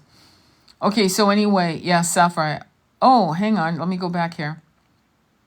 Alicia says, how do you use the oil? I got a massage from my healer to work with Blue Lotus, but she didn't know how much about it. Oh, that's interesting. Yeah. I love Samuel L. Jackson. Do you know that he used to be a security guard and in New York? And on the top of this, roof, they had a swimming pool, and he would strip naked and go swimming and imagine that he was rich and he made it. It's amazing how we manifest. Definitely go. I want to go one day. Yeah, I love him. Yeah, okay, so let me go ahead and do especially that it's 1 a.m., my friend. Let me go ahead and I will upload this live. Okay, power manifestation, I know. Apothecary Candle sells amazing frankincense cream. He ethically harvests the resins from around the world. Okay, listen, Beth, go ahead and send me a text or a message because I would love to buy from him. I prefer buy. I'm really trying to stay away from massive companies now. I'm trying to source my creams, my potions, my lotions from people like that. Apothecary's Garden. Yeah, if you could send me the actual link, Beth, and I'll share it with whoever wants me to share it with, or share it here and I'll do a screenshot. But let me go ahead and ask you to give your angels, guides, and allies permission to guide you in the session. And when you're ready, pick from the top, bottom, and middle. The majority wins or gets the, it's not that you win, but you know what I'm saying. Majority gets the card. So top, bottom, or middle. Top, bottom, or middle. Earth Warriors by Alana Fairchild. Top. Thank you, Andromeda. Middle. Top. Middle. Shit. It's like a split. I need one more to make a choice. Middle. Okay, middle. Got it. Okay, the card is 24. Guardian of the Omakua. And it's called Puo. Pueo. I have no clue what that means. None of it, by the way, but let's go ahead and find out together. Bear with me while I check it out. And again, these cards are much more in resonance with ayahuasca, Pachamama, all the sacred medicines, okay, just to be clear. And Alana Fairchild, she's my girl. Okay, 24, Puo, guardian of the Omakua. No matter how compelling an experience of challenge, darkness, or defeat may seem, you have divine protection and the promise of safe passage through to the dawn. You will see and hear the truth of the light. You shall not be alone on this journey. Soul guides now help you find your true north. If you have been proceeding along a dangerous path, even unknowingly, Puo will navigate you safely away from evil and ill-wishing, guiding you back to your higher purpose and sacred path. Remember I told you I would do 2 cards? So I'm also going to pull the top, which I'm doing now, but I'm going to read it to you after. So we're going to get the 2 cards because I'd said I would do 2. I wanted to do 2. So you guys who chose top, you'll be next. Okay, let's continue. In a reading, information that have been hidden for a time will come to light. A guiding intelligence is assisting you safely through a situation that is otherwise confusing or dangerous for you. Divine powers are helping you in matters to do with battle, unfairness, or injustice, whether you are consciously aware of these things or not. Now, you know why this is relevant to you? Because if you're a starseed, which you are, then, and if you're on the spiritual journey, which you are, you know that there are malevolent spirits attacking you in some way. You know that it's either attacking your twin, or there's shit happening that we know is going on because you are actually on the path. You understand? And so this particular card is showing us that you are being protected, divinely protected.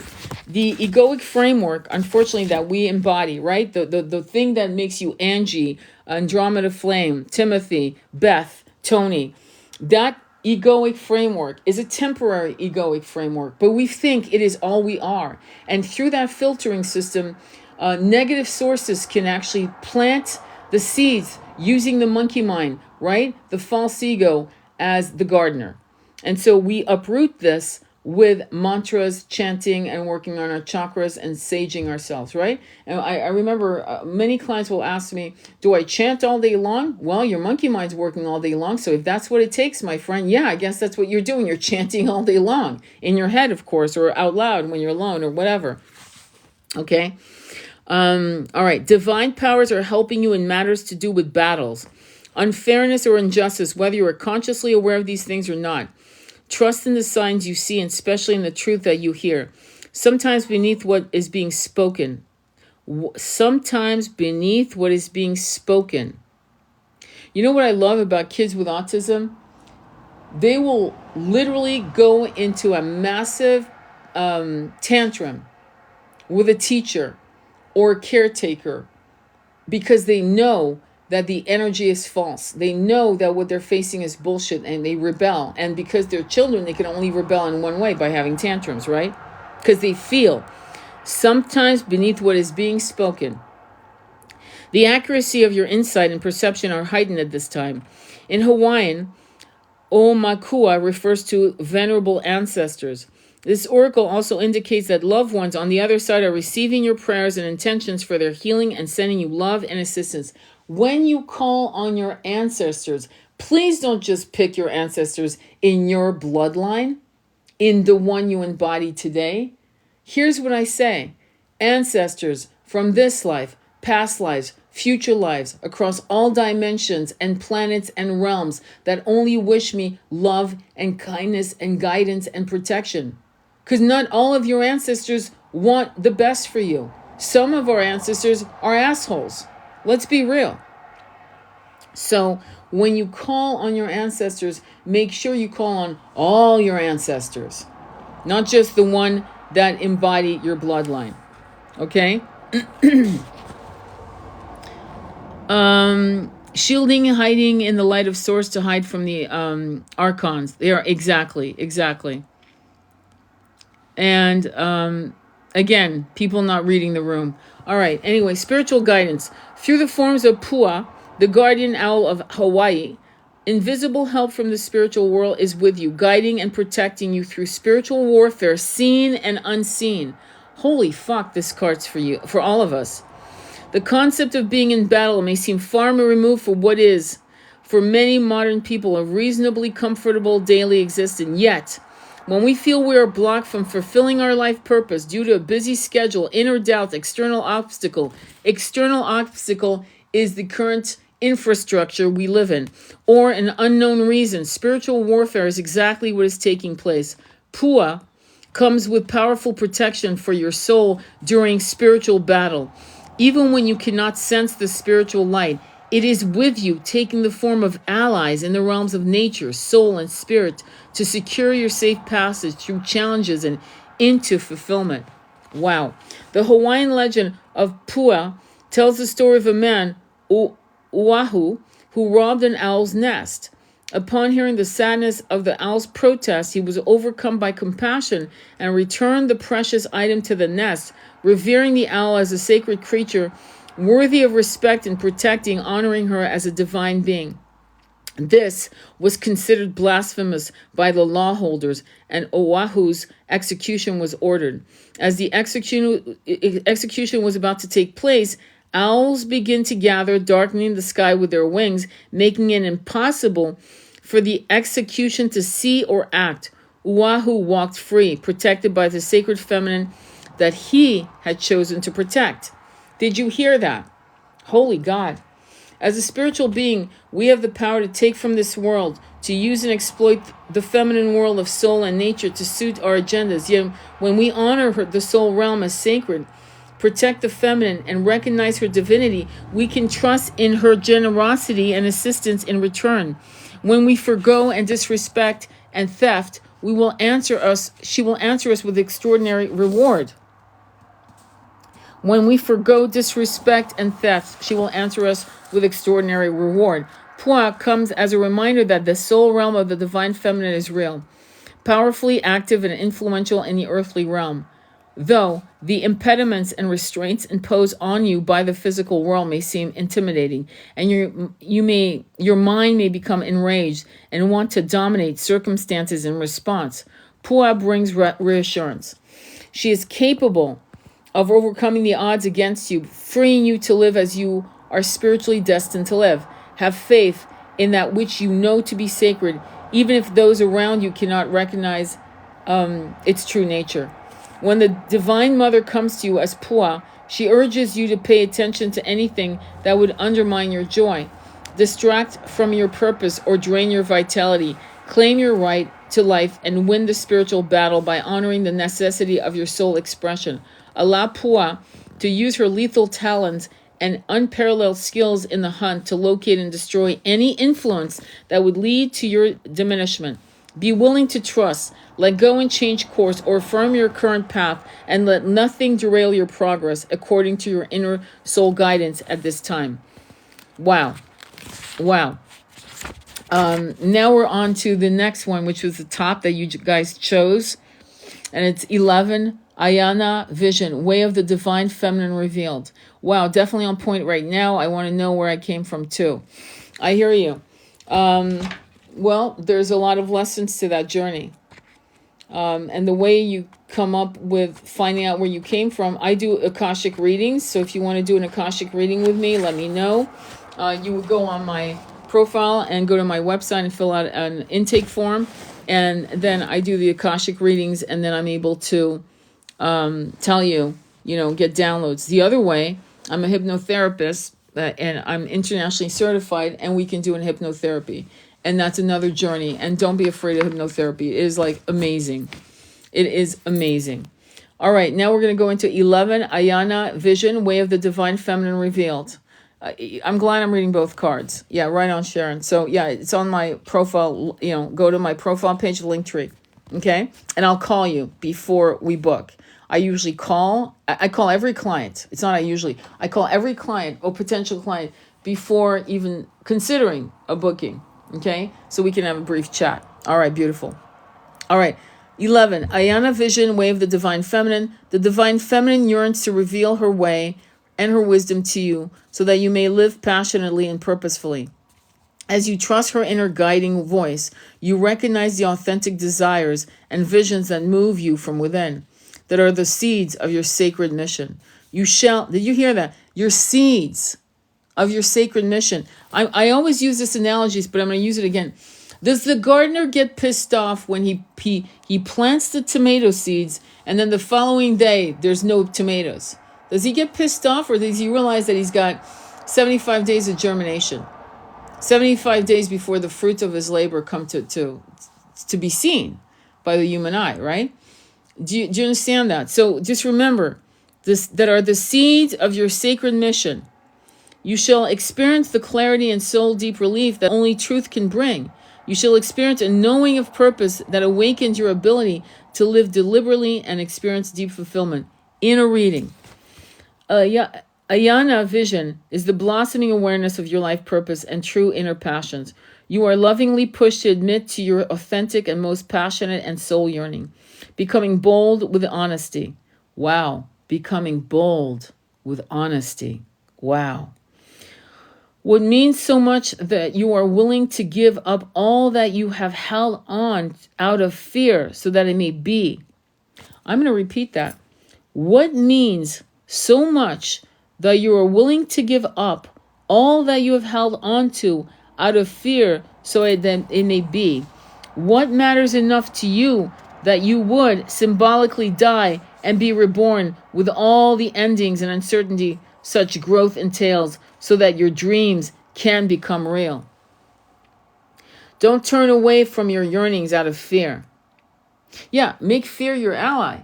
I always say this. Fear is either your jailer or your ally. What does that mean, being your ally? I'm afraid of that. Go do that. I'm afraid of public speaking. Go do that. I'm afraid of moving countries. Go fucking do that. That's when fear is your ally. When fear is your jailer, you don't quit your job. You don't quit a relationship. You continue.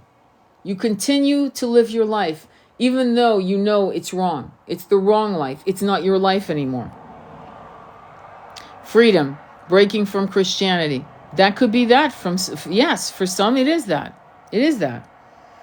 And then finding Christ. Many of us call him Yeshua. Don't get me wrong. Many of us still we follow the Yeshua that was Yeshua.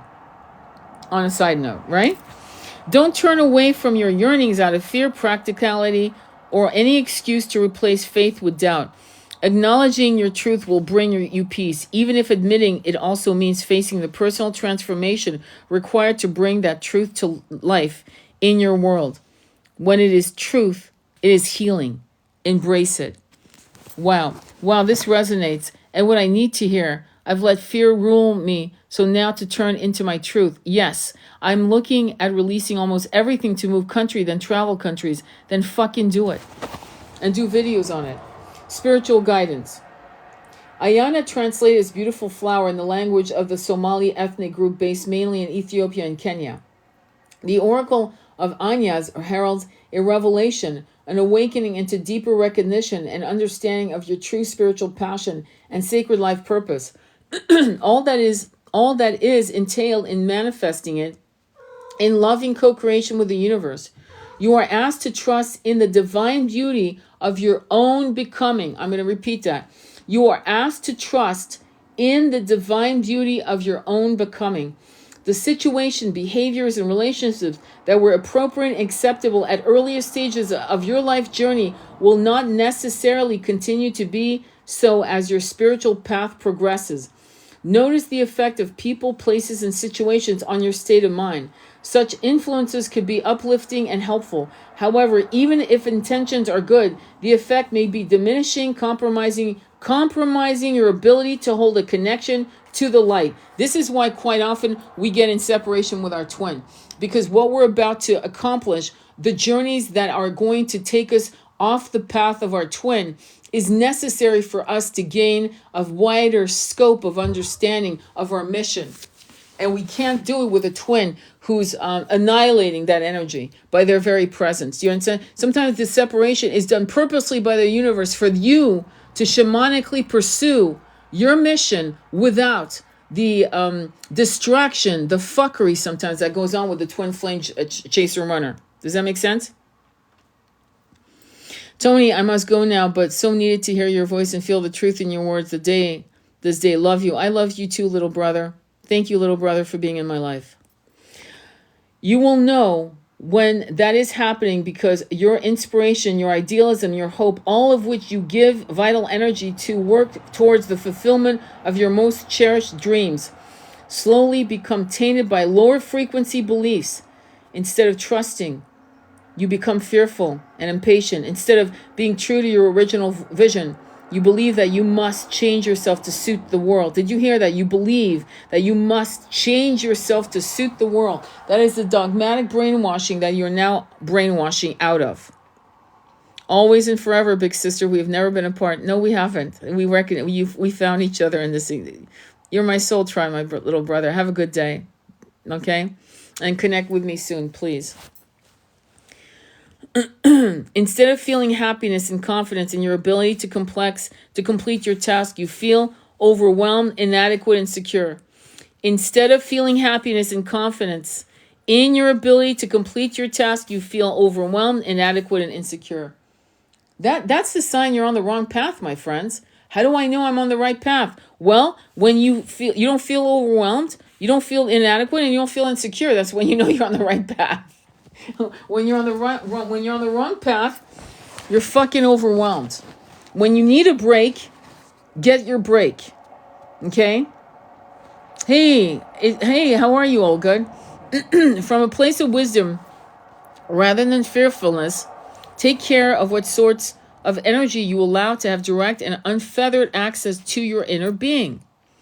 This is why you chant. This is why I call on the 5 archangels. I say this almost every live. Archangel Michael, Metatron, Raphael, Gabriel, Uriel. I swear to God, every day. I wait. The minute I know I'm awake, my eyes are closed, but I'm awake. I call on them for protection. I've been calling them for my twin, my son. Okay? Such a position of potential influence over your state of mind is being reserved for the Divine Mother. You will know when a message or impression is coming from a pure place because of how your being responds to it. You will feel happy, at peace, willing, and capable, even in the face of challenge. You will have a sense that all things are working as they are meant to. And although you will be more relaxed, you will also be more focused, productive, and inspired. Genuine divine guidance does not create anxiety, nor does it paint something to be well when it needs repair. Yet no matter the content of the message, you will feel relief in the face of such loving and helpful truth. If someone or something has stolen away your peace of mind and certainty of heart, use the healing process below and your intention to claim it back. There's a vision unfolding within your being, an urging of the sacred feminine, something you recognize as truly deep within your bones. It may still be blossoming into fullness, but if you tune into yourself, if you can feel the essence of its beauty and grace, it is not wishful thinking or fantasy. Do not give up on your beautiful visions. Amazing. There's more, because when you buy her cards, I have them on sale on some of my videos, her Earth Warrior Oracle card. If you buy them through me, you support the channel. Just saying that on the side note. But her card, every Oracle card I reach for is Alana Fairchild. The only cards I reach for other matters, like to see where my loved ones are, is Starseed Oracle, which I don't know why, but those Oracle cards seem to be for, in my opinion, for the journey of the soul when it drops his bodies. That's my personal opinion, or the journey of ascension.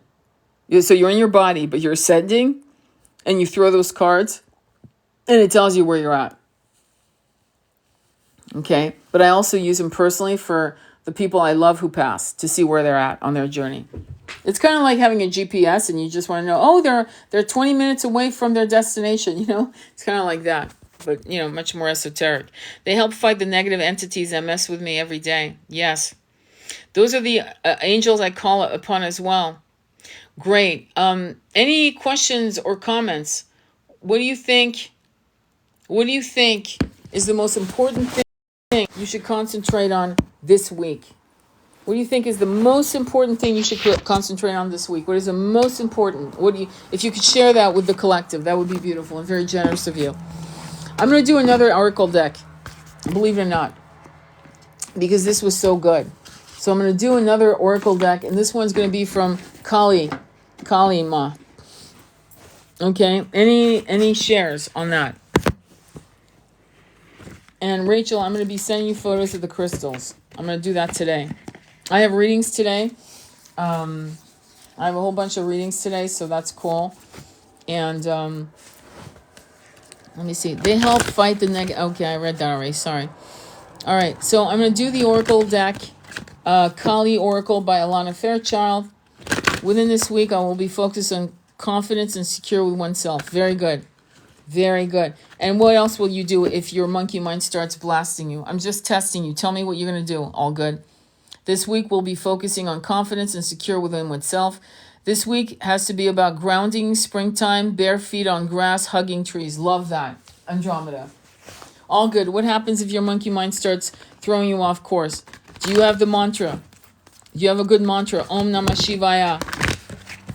Do you have that one? And the reason why I'm giving you Om Namah Shivaya is it's for the masculine, right?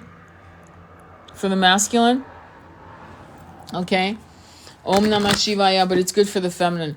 For the women, it's Om Dom Durgaye Namaha. And Andromeda Flame and I literally, right, simultaneously, like within less than 24 hours, started reaching out for that particular mantra. I let it flow because if I stop, if I stop it, that's the more I think about the purple monkey, so I let it flow. Good. Well, keep chanting. As long as you can keep chanting the monkey mind to sleep, or to whatever the hell it needs to be. So when you guys are ready, Andromeda, top, bottom, or middle? Yes, you can't make this up. Top, bottom, or middle? Top, bottom, or middle? And then next time, middle. Okay. Middle. Got it. I'm doing middle. I'm going straight. Okay. By Reva Yogini, 21. And you know what? I'm going to do top as well. Holy shit. All right. I'm going to tell you why I said holy shit. Because you guys said top. Some of them. Om Gam Ganapataye Namaha. Yeah. Om Gam Ganapataye Namaha. Om Gam Ganapataye Namaha. Om Gam Ganapataye Namaha. Om Gam Ganapataye Namaha. Sing it, man. Have fun with it. Okay. So the reason why I said oh shit is because I did the middle, which is 21, which is a skull, and top was 11, which is a skull. That's why I said oh shit, because oh shit. Okay, so let's read 21, which was middle, and then we'll read 11. So 21 is Be Ravi Yogini, 11 is Durga Kalika. And I'm going to trust on the messages because today I'm being, we talked about death, right? The first part of this live is about death. And now we're talking about transformation and ascension, right? It's for that mantra right there, which is all of you screenshot is to, it's to Ganesh, which is for abundance, but it's to remove blockages and protection. Okay, Om Gam Ganapataye Namaha. With Om Namah Shivaya, it's to remove blockages, and Om Dum Durgaye Namaha is for protection. All right, let's begin. 21, Bhairavi Yogini. Sublime Bhairavi, fierce and sacred, rage cannot be deceived nor deterred. She is unflinching, fearless, and determined. She causes that which is unworthy of the soul to flee and secures divine protection for the authentic soul path. Wow. Her presence empowers our hearts to face our fears and signifies that we are ready to overcome anything that has held us back. She gives the power to fulfill our heart's desires and reminds us to embrace our unique path with confidence. The sixth of the Mahavadya wisdom goddesses is Bhairavi. She is the wrathful emanation of Kalima and the conqueror of fear. Her name means both formidable and terrifying. Why would we be afraid of our divine beloved mother? We can recognize that she is fearsome in the sense of divine magnificence and inspiring awe. Like a force of nature, powerful enough to rattle our inflated sense of entitlement and invincibility, she becomes something we can revere because we recognize with relief a power so much greater than the small-minded workings of ego. We can dedicate ourselves to alleviate the sufferings we see in the world, if that is what motivates our hearts. Yet we can also take refuge from becoming disheartened by the extent of our task because we recognize divine greatness and capacity. The entitled mind of a young soul may misinterpret such magnificence as excuse for apathy. This is why, did you realize that we have massive problems with apathy? Massive problems with apathy. It's not my problem. Well, it's not happening to me. Well, thank God it's not happening to me. Well, you can't change that. That's just how things are. And that's all bullshit. That's all brainwashing dogma. And that's something that we need to understand, that we have the power to manifest into reality the new earth, 5D, transformation. This is why she must be fearsome to such minds. The fear of God is necessary to trigger inner growth until the love of God is enough to motivate our hearts. Bhairavi is divine wrath. She demands that we meet our potential. Did you hear it? Demands that we meet our potential. There is no playing small when she arises in a reading. Her appearance manifests to give us a necessary reminder to step up our spiritual game. Your commitment to the spiritual practices that suit you at this time is strongly encouraged. There are divine forces that will more than match your efforts, and a great deal of progress can be made in a relatively short time frame. If you apply yourself to a task, your progress will unfold more rapidly than you expect. You can accomplish even intimidating prospects if you harness your courage and commit to the process. To encourage such dedication, she dangles a divine carrot. If we step up, her power can become our power of protection, and she will share her other divine powers with us too. She is also known as Siddhi Bhairavi, the granter of spiritual abilities and power and attainments. She brings out the best in us and conquers the threats to our fulfillment. Her appearance in a reading augurs potential for tremendous accomplishment, although she may seem downright frightening in what she asks of us. As often she finds liberation from our fears by moving right through them. She is a beneficent. She is the light of sacred fire and higher awareness, or tejas in Sanskrit. That is the light which provides clarity, the capacity for discernment. Without access to that light, the ego misinterprets guidance to suit its own ends and creates confusion. Her light helps us to see and overcome the self-sabotage of ego and instead tune in to genuine wisdom. Even if it is not what we want to hear, genuine wisdom brings peace, relief, and clarity. It creates forward movement on our authentic path. By its effect, it can be known. The warmth of the fire also presents the capacity to be cooked, transformed, ripened, and brought to complete fruition. The soul is a substance undergoing exposure to Divine Mother's alchemical heat. Hers is the promise that we shall not only dream, but do, and so we shall become what we were born to be. When Bhairavi arises, we are asked to embrace our true passions and allow them to burn and purify us from within. The Tantras teach that Bhairavi incites every form of passion and teaches the power to control them. This is why she is a yogini, a female adept that knows how to unleash and yet guides the wild energies of our beings for sacred, passionate purpose. Bhairavi is considered to be the latent energies that exist within the Muladhara, or base chakra. Oh, that was interesting. And then Andromeda, you had just said, Om Gam Ganapatiye Namaha. That's wild. Okay. Bhairavi is considered the latent energies that exist within the Muladhara, or base chakra. This is the foundation upon which the body, earthly life, and soul purpose arise in the world. She takes the divine energy from an idea and gives it the capacity to become embodied, to take form.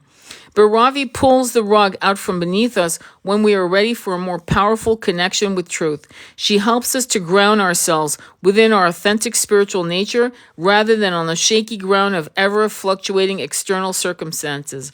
It is from the spirituality stable place that we can move from strength to strength, secure in our love, in her love and protection. As we manifest our passionate purpose, recognize our inner divine badass, and commit to your dreams with conviction. Wow. So that was 21. Bhairavi Yogini.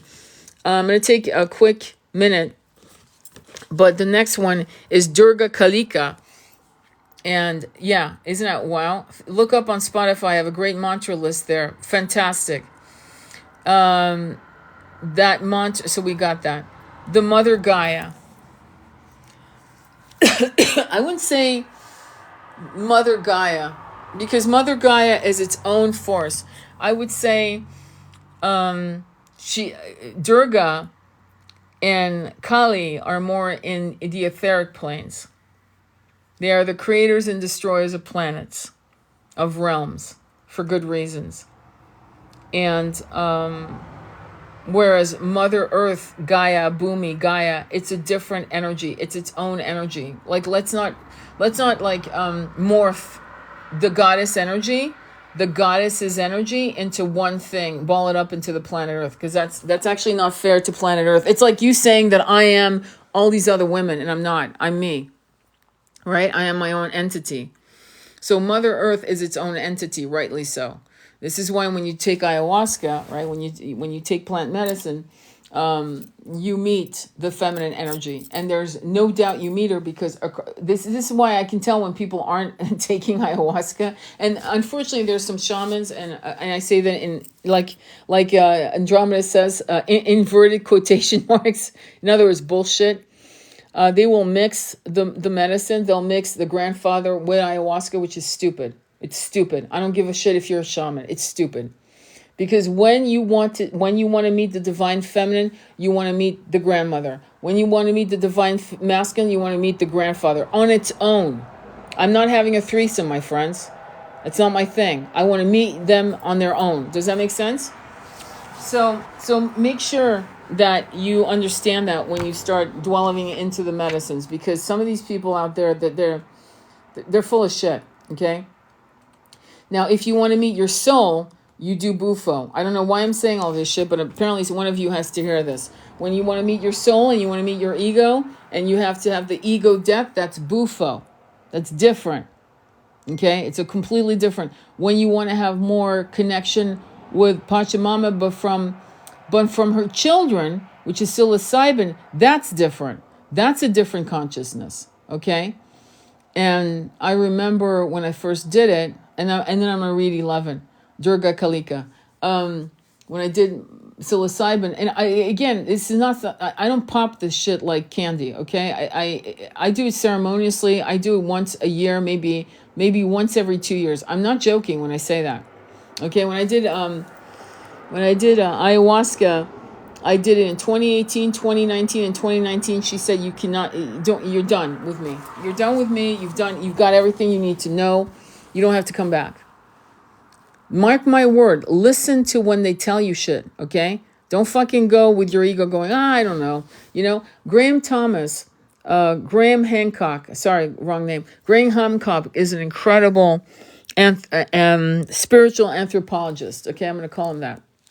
He told the world that the Sphinx was way fucking older than what they were saying, based on the fact that it was lionic. It was a lion, and they had set into the Taurus age. It was wrong. It was lion, which was far, far older. Anyway, he's done ayahuasca. The last time I saw an interview, he had done it 40 times. But in 40 times, ayahuasca kept saying to him to stop smoking pot. He smoked pot like people punch the clock. I mean, like it was a job, okay? And he did not listen. Okay, he did not listen at fucking all. You know what happened to him next? He had a seizure that threw him into a coma for something like 3 days. And it was horrible what he said, because he said that he knew, he was aware, but he was like in a black void that he could not get out of. Can you fucking imagine? When they saved him, thank God. So he's on anti-seizure medication. He continues doing ayahuasca, though. He stopped smoking pot finally, but he has to stop the anti-seizure medication like 2 to 3 weeks before he does ayahuasca. Sometimes more is more. It just is. It's almost like he's risking his life at this point. But what I'm going to say to you is, when ayahuasca tells you something, fucking listen. When she told me we're done here, you're good. Where you're going, I don't grow, which means, I'm done. I'm not coming back here, for a long, long time. I'm going to be on other planets where she doesn't grow. And whatever I needed to learn, I learned it. Okay? So then I went to psilocybin, right? And I haven't done that in I don't know, let me think, 2 years, 3 years. Yeah, I don't do that for whatever. It's not entertainment for me. I approach it like a surfer with a surfboard under my hand approaching a 100-foot wave. Massive respect. And healthy fear. Believe me. Healthy, I don't feel entitled to this shit. So when you get a message, please listen to it. Journal as soon as you're done with your journeys. Journal like a mother, and just make sure to reread that a few times in the year to bring you back to what you because your monkey mind will come in and fuck you over. All right, we're ready for. Let me read your comments before we go with 11. Where can I buy these cards? On Amazon. But I can, in some of my videos, I'm going to do a video today, and I'll link it in if you want.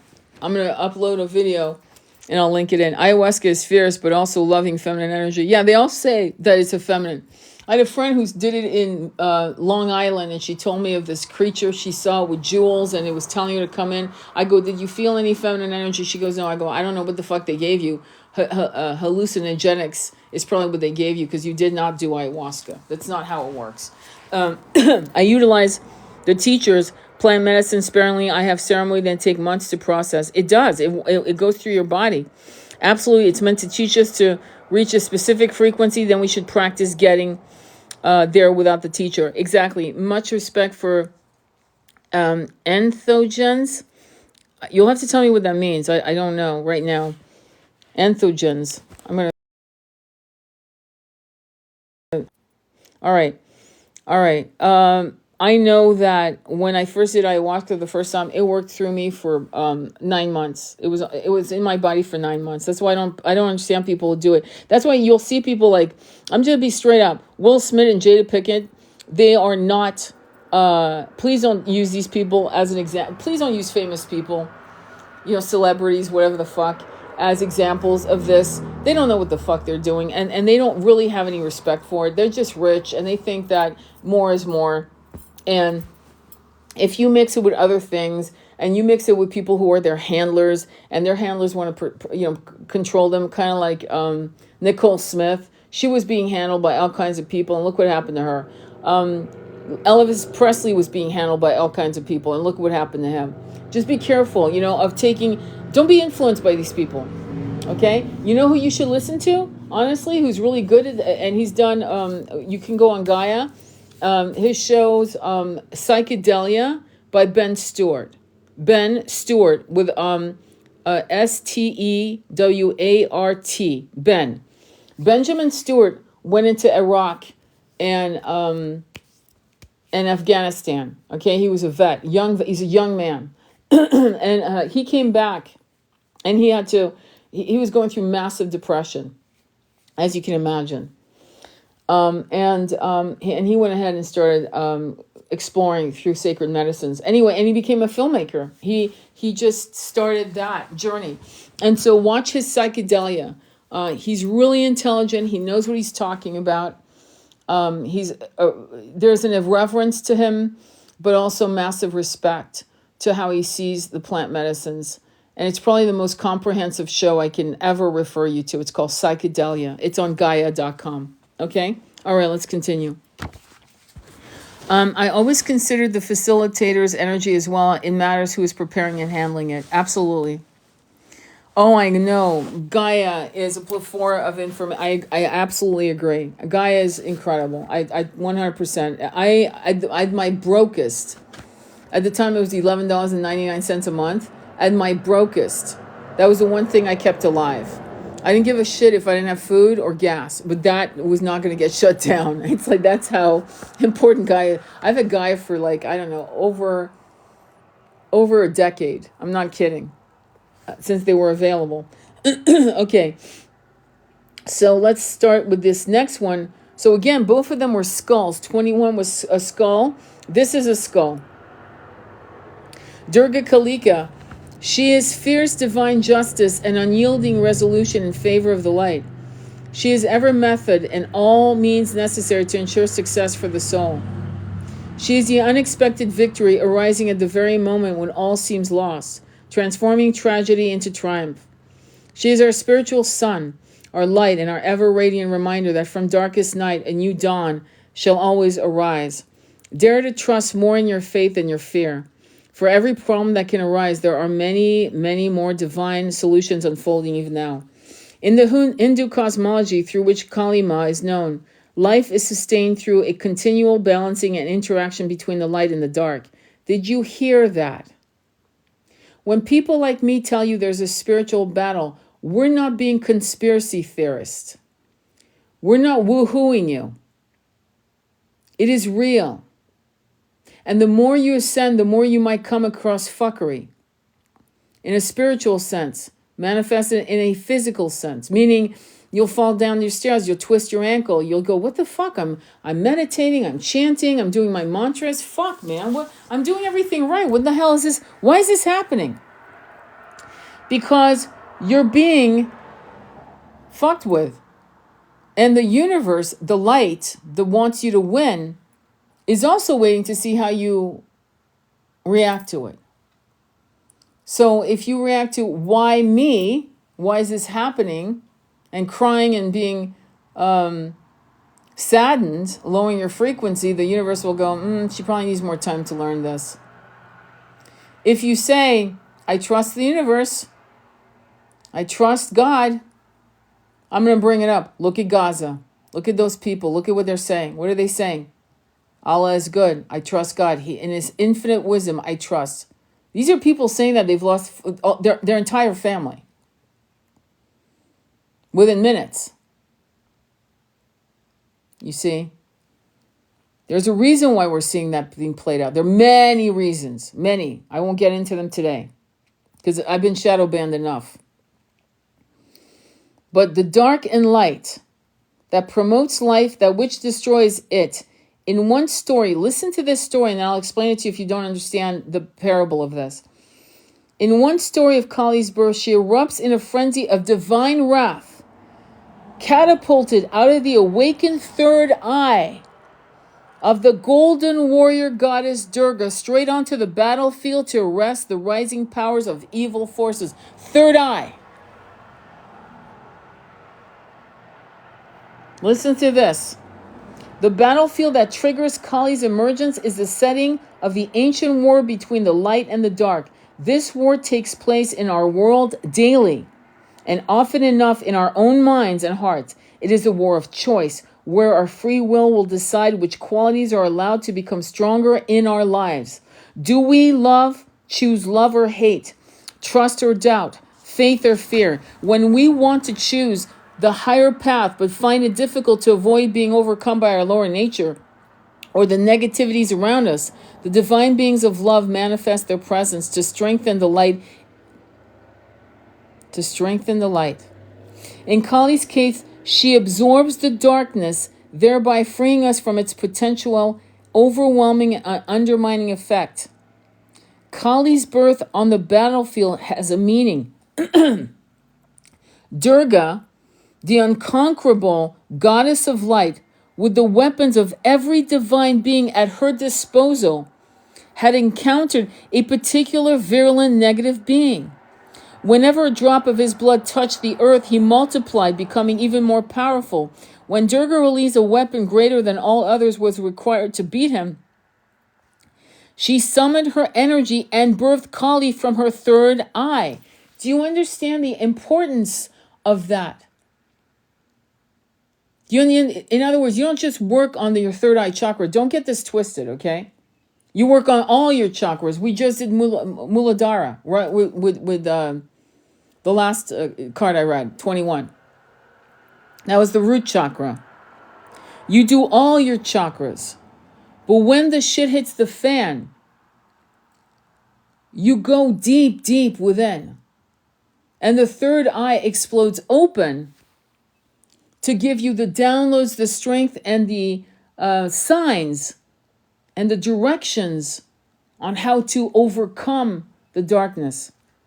Kali is a weapon of the light and an expression of love's protective will. So Kali leapt forth, gobbling up every emanation of the demon and every drop of blood before it could touch the earth, ending the cycle of terror. When we open our third eye, individually, collectively, we end the cycle of terror. Do you get that?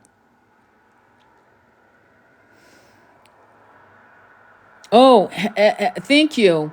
Hethogenes or plant medicine that after your state of consciousness for spiritual purpose. I've seen the battle of good and evil through my third eye. Typed that when you were saying that. Wow. Strengthen the light with a clear vessel. Our infrastructure is meant to cover up our third eye. They did it with fluoride, for Christ's sakes. The calcification of the third eye is that. Kali is the wrath of the goddess of light, divine fury in action. She not only strengthens the workings of goodness in our lives, but she reverses negativity's grip and brings it to an abrupt halt. The healing consequence of this intervention can result in dramatic changes. Situations that obstruct us, even without us fully realizing it, give way. And through that process, an easier and more graceful path unexpectedly opens. When this oracle arises in a reading, an unexpected ease and grace are due to manifest. Know that the fruition of your soul shall be unstoppable. Whatever divine protection is necessary to secure your fulfillment shall spontaneously arise. The symbolism of a new demons popping up from drops of blood hitting the earth is a representation of the duplicity and resistance of negativity. It is always seeking new ways to compel the mind towards judgment, fear, anger, and hate. It's fucked. Because when you're in separation with your twin and they're running, or someone you love dies and you're grieving, I'm not saying not to grieve, listen, but I want you to take moments in between grief to sit in your power and to transmute the energy and to bring your frequency on a higher plateau. There's no way I can tell you that I'm going to lie to you and say that you can't grieve. That's bullshit. That will actually rot your insides. But there's a point where you might want to toggle between grief and transcendental acceptance, grief and transcendental joy, grief and healing, transcendental healing. Alchemy. Beautiful.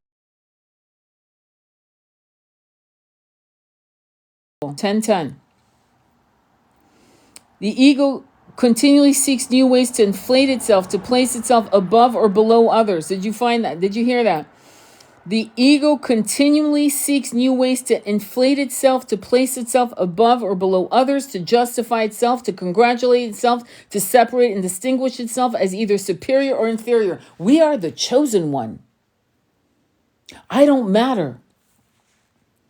Both are fuckery consciousness. The chosen one. I hate that term. I hate that term because it inflates. We are of royal lineage as a starseed. So fucking what? Now what? Oh, you're going to show me you can make fire out of the palms of your hand? Okay, that's a trick. And then what? I'll tell you what I want you to do, right? To the chosen one. End poverty, end famine, end war. Now you got my attention. But if you create war and create poverty and create famine, you're the chosen one? Yeah, okay. There's a lot. That word is very, very, it's a dangerous word. It's been misused by pretty much everyone that uses that word, the chosen one. Now, again, bringing you back to Dolores Cannon, the volunteers. It's exactly more in line with what you and I are. The workings of the ego promises so much but delivers nothing but suffering. If Kali needs to manifest for the pestilent misery of ego to be overcome, then out of the luminous beauty of Durga, the wrathful ferocity of the divine feminine warrior Kali Ma awakens and acts. This oracle guides you to allow divine intervention to support you during the battles taking place in your life or your mind. If you feel that darkness is gaining higher ground and your ability to trust in the face of the unknown is being challenged, fear not. Fucking not. You know, I'm buying a Kali Ma statue soon. They're on Etsy. There's one made out of wood. And she's sticking out her tongue impudently. That's the one I'm buying. And she's circled. There's a circle around her. You may find it. Just put Kali Etsy statue. It's made out of wood. It's probably, and it comes in different sizes. And she's got big breasts. She's like naked. She doesn't give a shit. She's like sensual, sexy, impudent. Durga Kalika arises when we have an unusually difficult challenge and the ways we usually support ourselves are insufficient to deal with these circumstances effectively. We need to be open to inspiration and willing to adapt so the light within is protected and the pathways ahead continue to unfold without unnecessary future difficulties, even if that takes us beyond our usual methods of operation. It is important of unexpected success even when everything appears to be going against you. Did you hear that? I'm repeating it. It is important of unexpected success even when everything appears to be going against you. If you can trust that the tide of the most virulent negativity shall turn swiftly and decidedly, you can trust that. What is the, and guess what? And the fucking, what is the mantra? Om Dum Durgaye Namaha. Om Dum Durgaye Namaha. Om Dum Durgaye Namaha. Protection. It's fucking amazing, right? Let me Let me read your comments. Alchemy, hello, separate, labels, fun, exactly. I love Dolores Cannon, volunteers, know how people judge styles, have no idea the life. Dolores believed in aliens. Well, I mean, why not? Why we're not? By the way, they're not aliens. They're star seeds, and we're star seeds. We're the disclosure statement we've been waiting for. We are the disclosure statement. I'm truly, truly happy and lucky to be here among you all. Thank you. Oh, Sharon, that's so sweet. Tony is an amazing spiritual teacher. Thank you, Beth. That's very, very kind. I need this on my journey to be awakened. You are awakened. You just need more information. That's all. You need more information. You need the right homework. You need the right connection with what to read, what to study, and so forth. Because it is a study. I mean, if you look at the Tibetan monks, right, and you look at their all their libraries, many of it was destroyed in, as you know, and you know why. I'm not going to mention it. You know the obvious, sadly. But many of the scrolls were scrolls that had been there 1,000 years. 1,000 years. Did you know that the Tibetans were a peaceful people for 1,000 years? Did they have jails? Yes, they have jails, okay? That doesn't... People still steal and shit like that. But they didn't have capital punishment, you know? They didn't have that. But they had jails, yeah. But also they had prayer flags all over their land. All over their land was prayer flags, and you'd see stones. I'm sure you can still see them. Sadly, I'll never go back to Tibet. It's one of my reincarnations. But you would see stones with prayers and mantras. And the monks studied, is my point. They studied, they read, they meditated. They originated their own downloads. They wrote scrolls that were taught. They had amazing libraries. Vatican needs to fucking give up those books. You know? I'm sick of this shit. I don't know about you, but I'm sick of this shit. Oh, they have books. They have... It's hermetically sealed, and they have shit from fucking Atlantis. I know it. And they have shit from fucking the Alexandria Library. I fucking know that. I know it. I know it like I know I'm taking my next breath. And I've known it for years. They have no right. It's not theirs to take. And at some point, we will get the knowledge. It will be taken from them. And not by force. We won't have to do it by force. It will just happen. Something's going to happen to make that so. And I hope that many of you speak of it so that people know what to do. When Alexandria was being sacked, Alexandria was sacked many times, as you know, right? With the Romans, and before that, there was fires. But it was sacked at around, the last sacking was at around 350, I think it was 300 or 400 AD. And many of those scrolls were burned, but many of those scrolls were hidden, where we have lost writings about Atlantis and of Atlanteans, not just Thoth. Thoth is not the only guy that wrote shit, obviously, right? And so there's stuff there. The guy that you guys need to look at probably is Matthias de Stefano, and he did a whole series on on not just Atlantis, but he's a soul who came through without amnesia at all. In other words, we all are born with no amnesia, you know, to be honest. But our parents will do their work. Like my parents, thank God, didn't do their work. But his parents were way, way better, because they would ask him more questions so that he would be able to articulate them so he didn't forget. So as he articulated, because, you know, sometimes you think best talking out loud. And because he was taken quite seriously by his parents, who were I believe he said they were atheists, if I'm correct. But they didn't give a fuck. Atheists didn't mean they didn't suppress him. That's my point. They were the right kind of atheists. They had no opinions, but they were curious, and he was able to articulate so much as he spoke, more downloaded. And he's got wonderful series on Gaia.com. Again, Gaia.com. Matthias de Stefano. Let me see.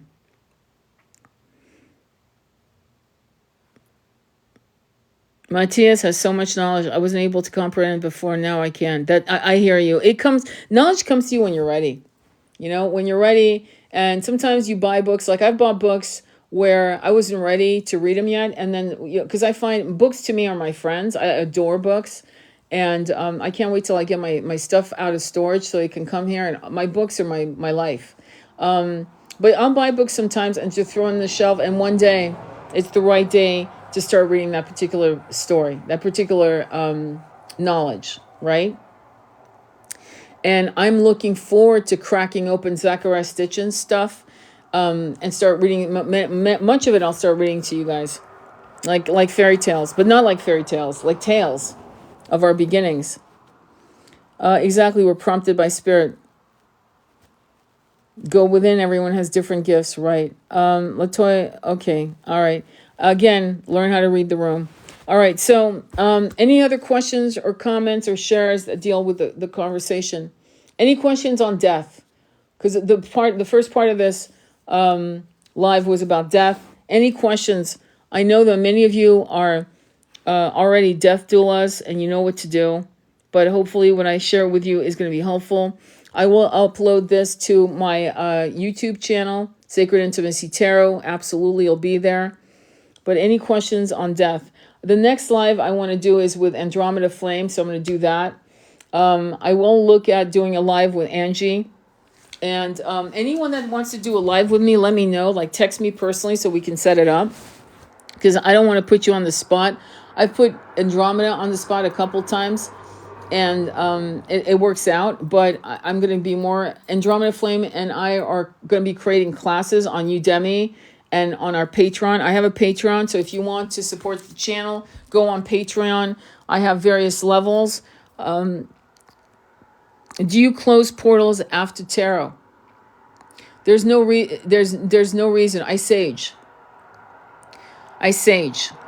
before, while I'm doing, before I do the reading, and I sage, and I'm constantly saging. But in terms of like literally closing portals, I don't know how to say this to you without sounding irreverent, but those aren't portals I need to close. When I work on the Akashic records, yeah, those are portals. Okay, that's different.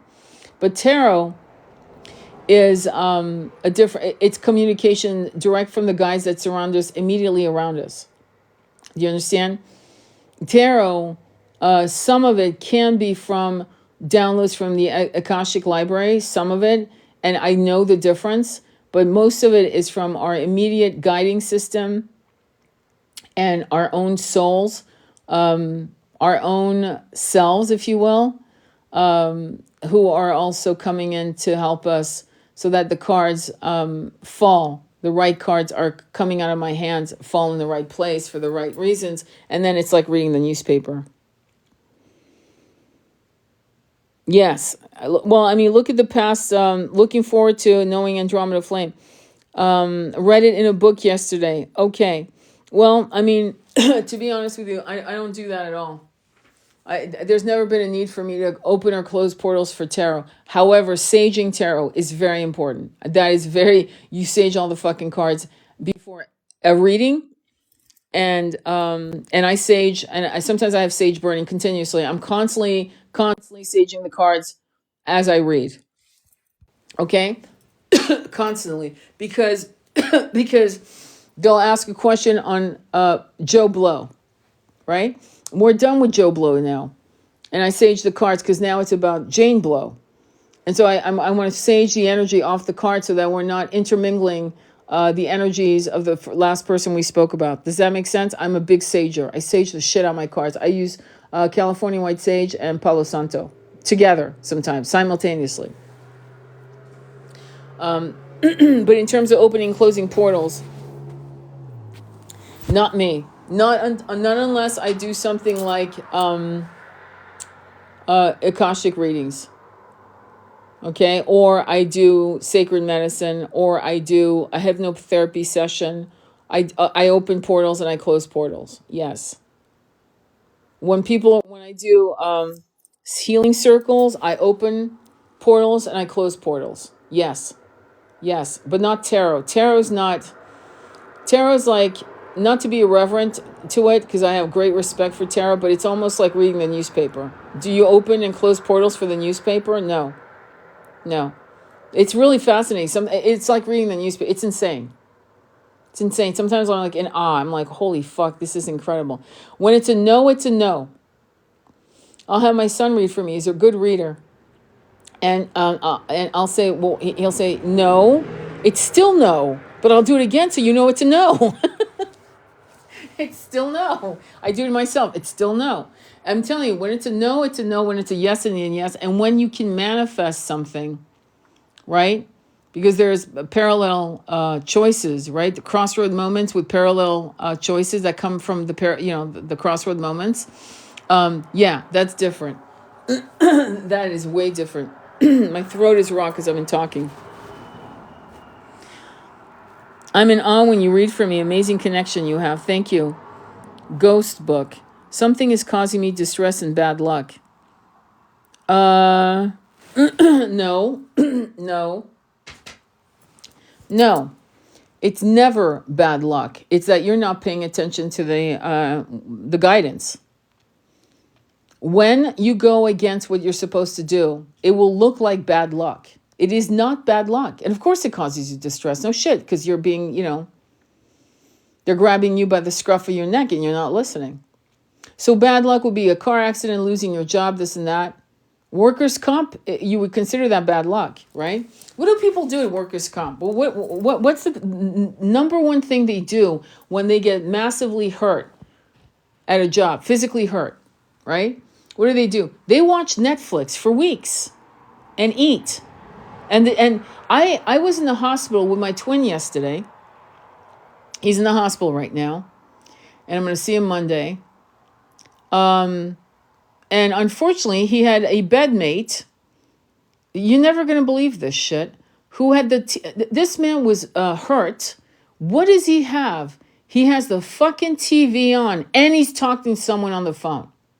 And I said to my twin, he's that afraid of his thoughts. He's that afraid of his thought. I spend hours in silence. I don't even play music. And when I do, it's high hertz.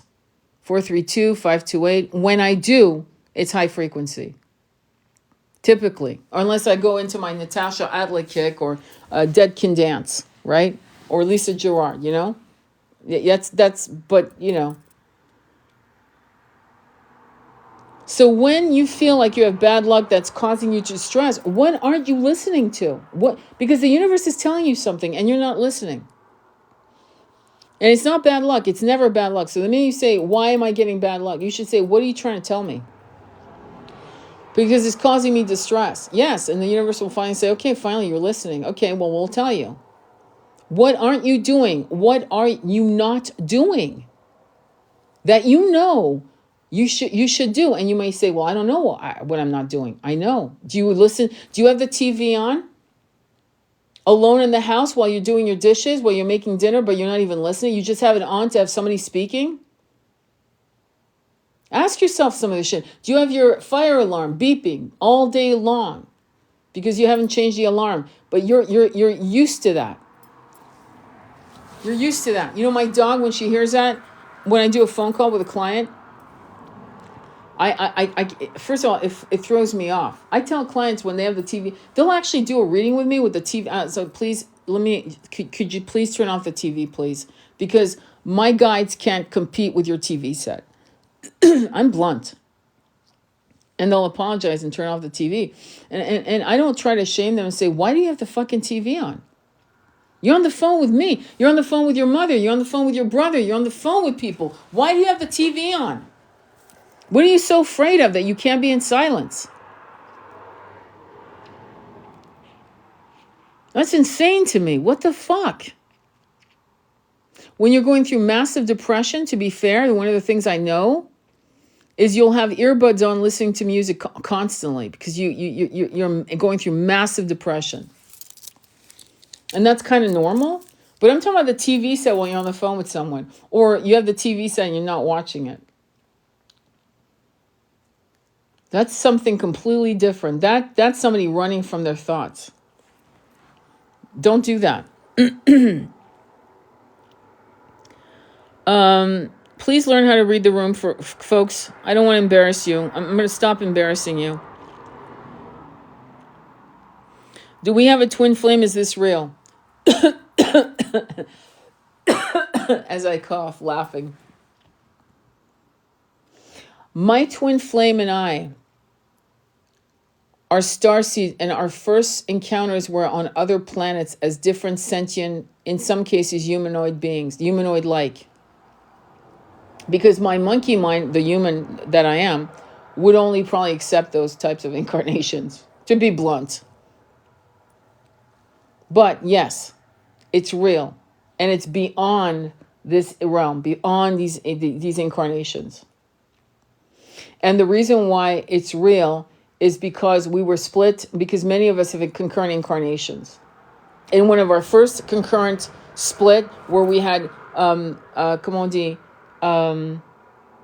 soul had to split to have another experience. It was our first split, would have been us, and our twin is us. We have the same higher self. But other incarnations, other concurrent incarnations are a little more diluted in potency. And that's really going to be hard for people to wrap their head around, because as it is, they think that this is it. 3D is it. And that's what's hard for people to understand, that this is not it. You know, that there's so much more realities and dimensions, actually right here on planet Earth, for one thing, and other realms, in different planets. There are multiple planets. Well, the Vedas talked about that 10,000 years ago. That's why the Krishna movement was so big. It was big in America. Prabhupada came here as a little, how old was he? I think he was 69 years old, 67 years old. Old little brown, nutty brown man with a little cane, skinny. And he was able to convert a lot of people to Krishna consciousness, which is another word for God. But the Vedas talked about the planet, and the fact that he was talking about planets. And during the 60s, the hippie kids in this country were taking LSD left and right. And because they were having alternate conscious awakenings, finally they were reading something that spoke of what they had experienced. And then after that, they stopped, because he was against taking anything, anything, pot, anything. But these ideas are not new. And I did a whole video on twin flames and Atlantis. I did a live. It was a rant and rave. And many of you in my core group of followers saw it. And many of you, many twin flames. Honestly, it should. If any video should have gone viral, it's that one, in my opinion. If you're a twin flame or in separation, in my humble opinion, certainly not third party, which is the one that did go viral, which makes me sad. It makes me sad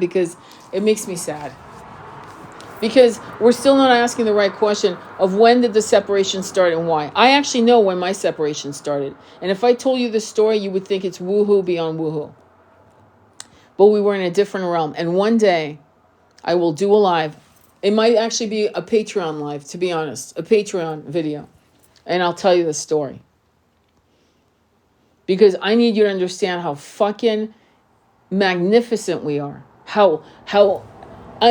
Just... they're beyond the scope of magic, and how our fairy tales diluted some of these reverberating memories into something we could digest, like The Little Mermaid, one of my favorite stories. Okay? And Sleeping Beauty. Because of its dilution, if you really look at what it means on a spiritual journey, I don't know if these writers like Hans Christian Andersen was downloading shit and he knew it. He knew what he was doing. I don't know. I really don't. I've never tapped into that energy, come to think of it, but I think I will because I'm really interested in finding out if Hans Christian Andersen was actually downloading shit.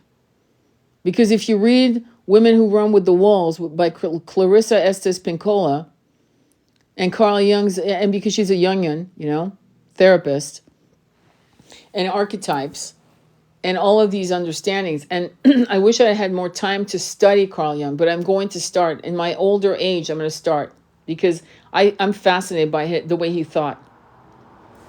Incredibly brilliant man. I have no respect for Freud. None.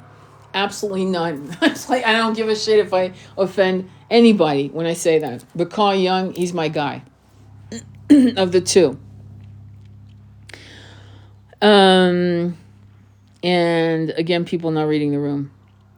That video hit me hard for 2 days. Wow. Well, I was exhausted. I was hurting. I was sad because I'm realizing that the twin flame journey has been bastardized in the same way Yeshua and Mary Magdalena's union has been bastardized for 2,000 years. That's why people are asking questions like, is it real? Because it is too magical, too amazing to, first of all, speak of it as it's true. But in the realm of 3D, it is so toxic, so dark, so filled with shame, self-harm, addiction, sabotage. There's all of that. And yet it's real.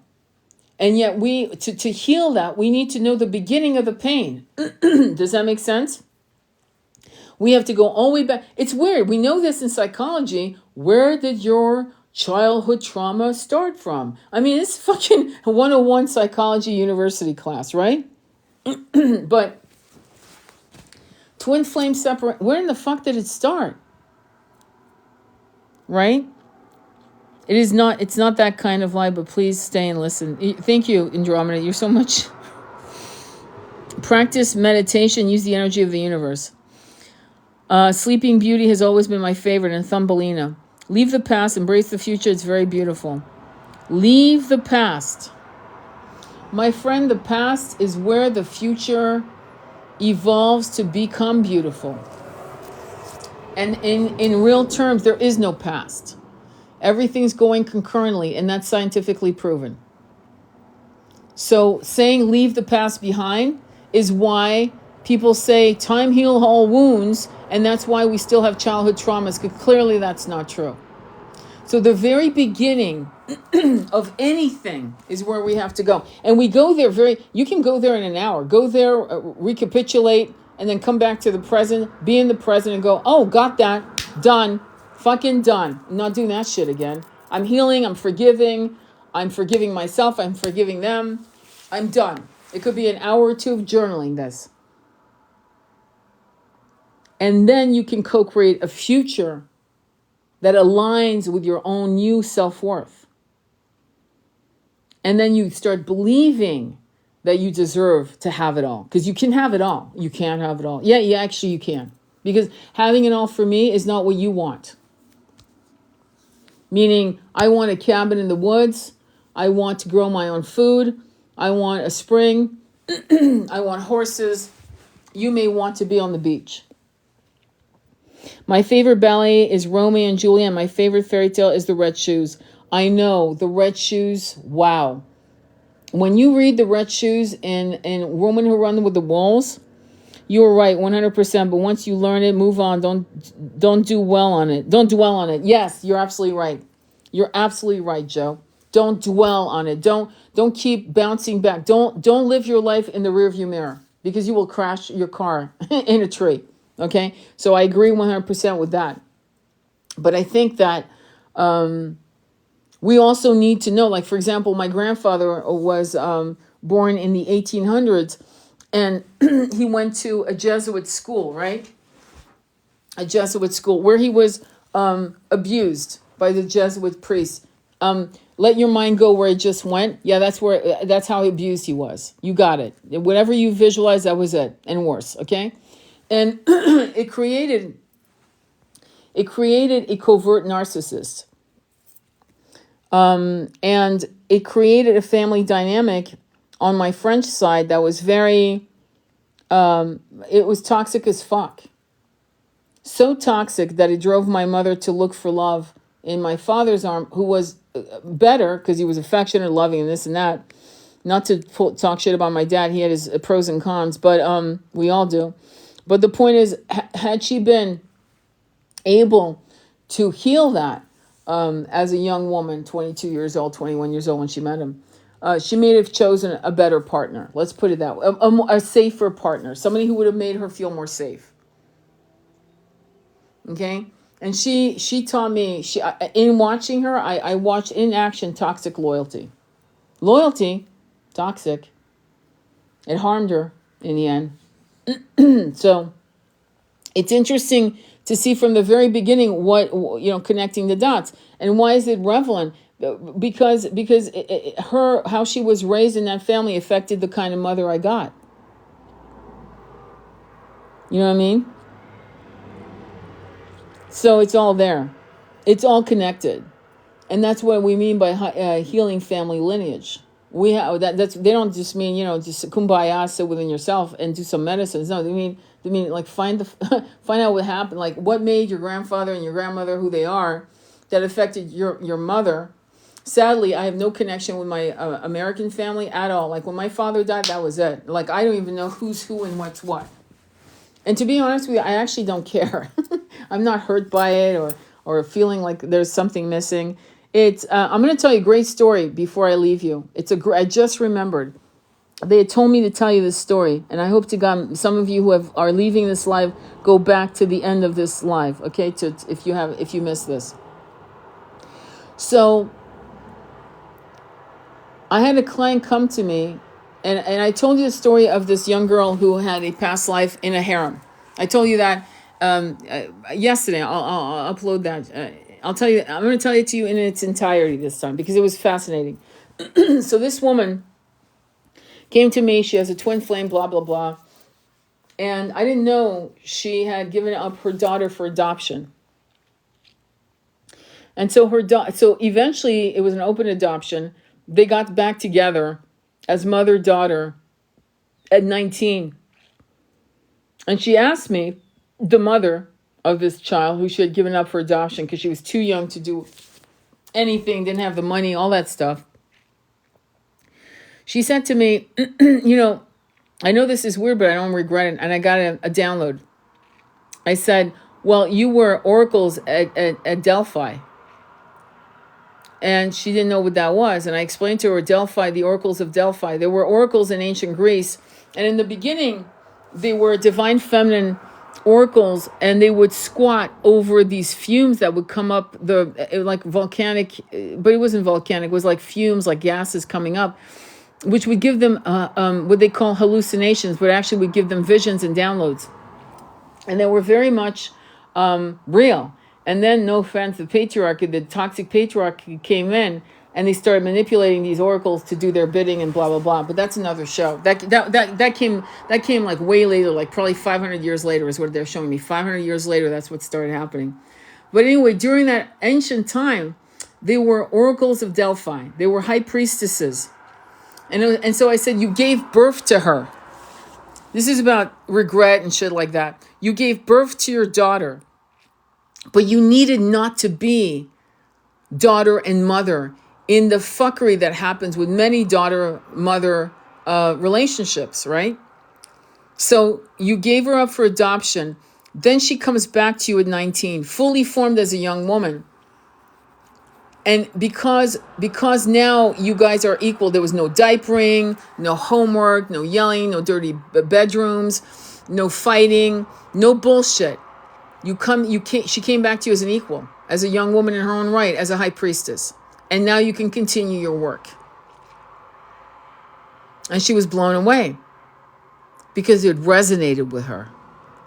So she had to be the womb to give birth to this beautiful starseed, a soul tribe member, right? She had to give up the child so that the child would have her experiences, so that there would be none of these weird ties that go on with parent and child. You know, how parents still talk to you like you're 12, but you're like 55. You know, that kind of shit. Yeah, there's none of that. Because none of that foundation was ever experienced by them two. And then, boom, they were able to reconnect, and now they're doing the high priestess training together, meaning they're learning. Okay? Yes, I can look at my parents and I can see patterns I replicate in my relationship. It is a window to the past, just like there, it is a window to the future. Yes. So does that make sense? So it's interesting, right? So I'm fascinated by how some of the things that happen to us we think is bad, but it's actually good. Like, she could have had, and I told her that, by the way. I told her to tell her daughter, tell her that, so that she understands why this was perfectly, divinely orchestrated for that purpose. That was very healing for her to hear that, I bet. Yes, because there was none of the abandonment, none of the why did you leave me behind, why couldn't you raise me, why didn't you try harder. It was divinely orchestrated, so none of that diapering and bullshit and grammar school and raising and don't talk to me like that and how dare you and don't go out at night, don't date that boy, just shit like that. All of that was gone. It was none of that. So when they came back together, equals. It went back to the equal connection. So that's really amazing. All right, my loves, I'm going to go. I want to thank you all for being here. Thank you for your support. My Patreon is up. Go on my Linktree, which is on my profile, and join. Please join if you want to support the channel. I've met multiple levels. One level is just $5.99, which, and when we have Zoom calls with Andromeda Flame, you will be invited to those links. I will start uploading some guided meditations that are purely for you.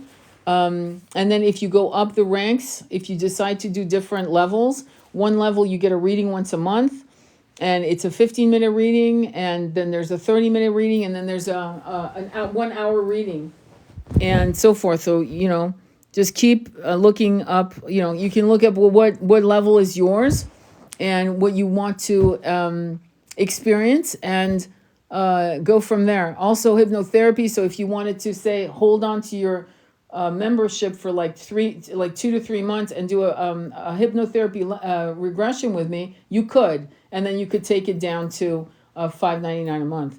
Okay, thank you for sharing your stories. They are all pure at heart. Thank you. Love your life. Keep up the good work. Thank you, Joe. That's very kind of you. Same to you, my divine masculine. Thank you so much. All right, so I'm going to let you go. Sending you much love. I will upload this video. It will be under the title Death. What to do when someone you love dies.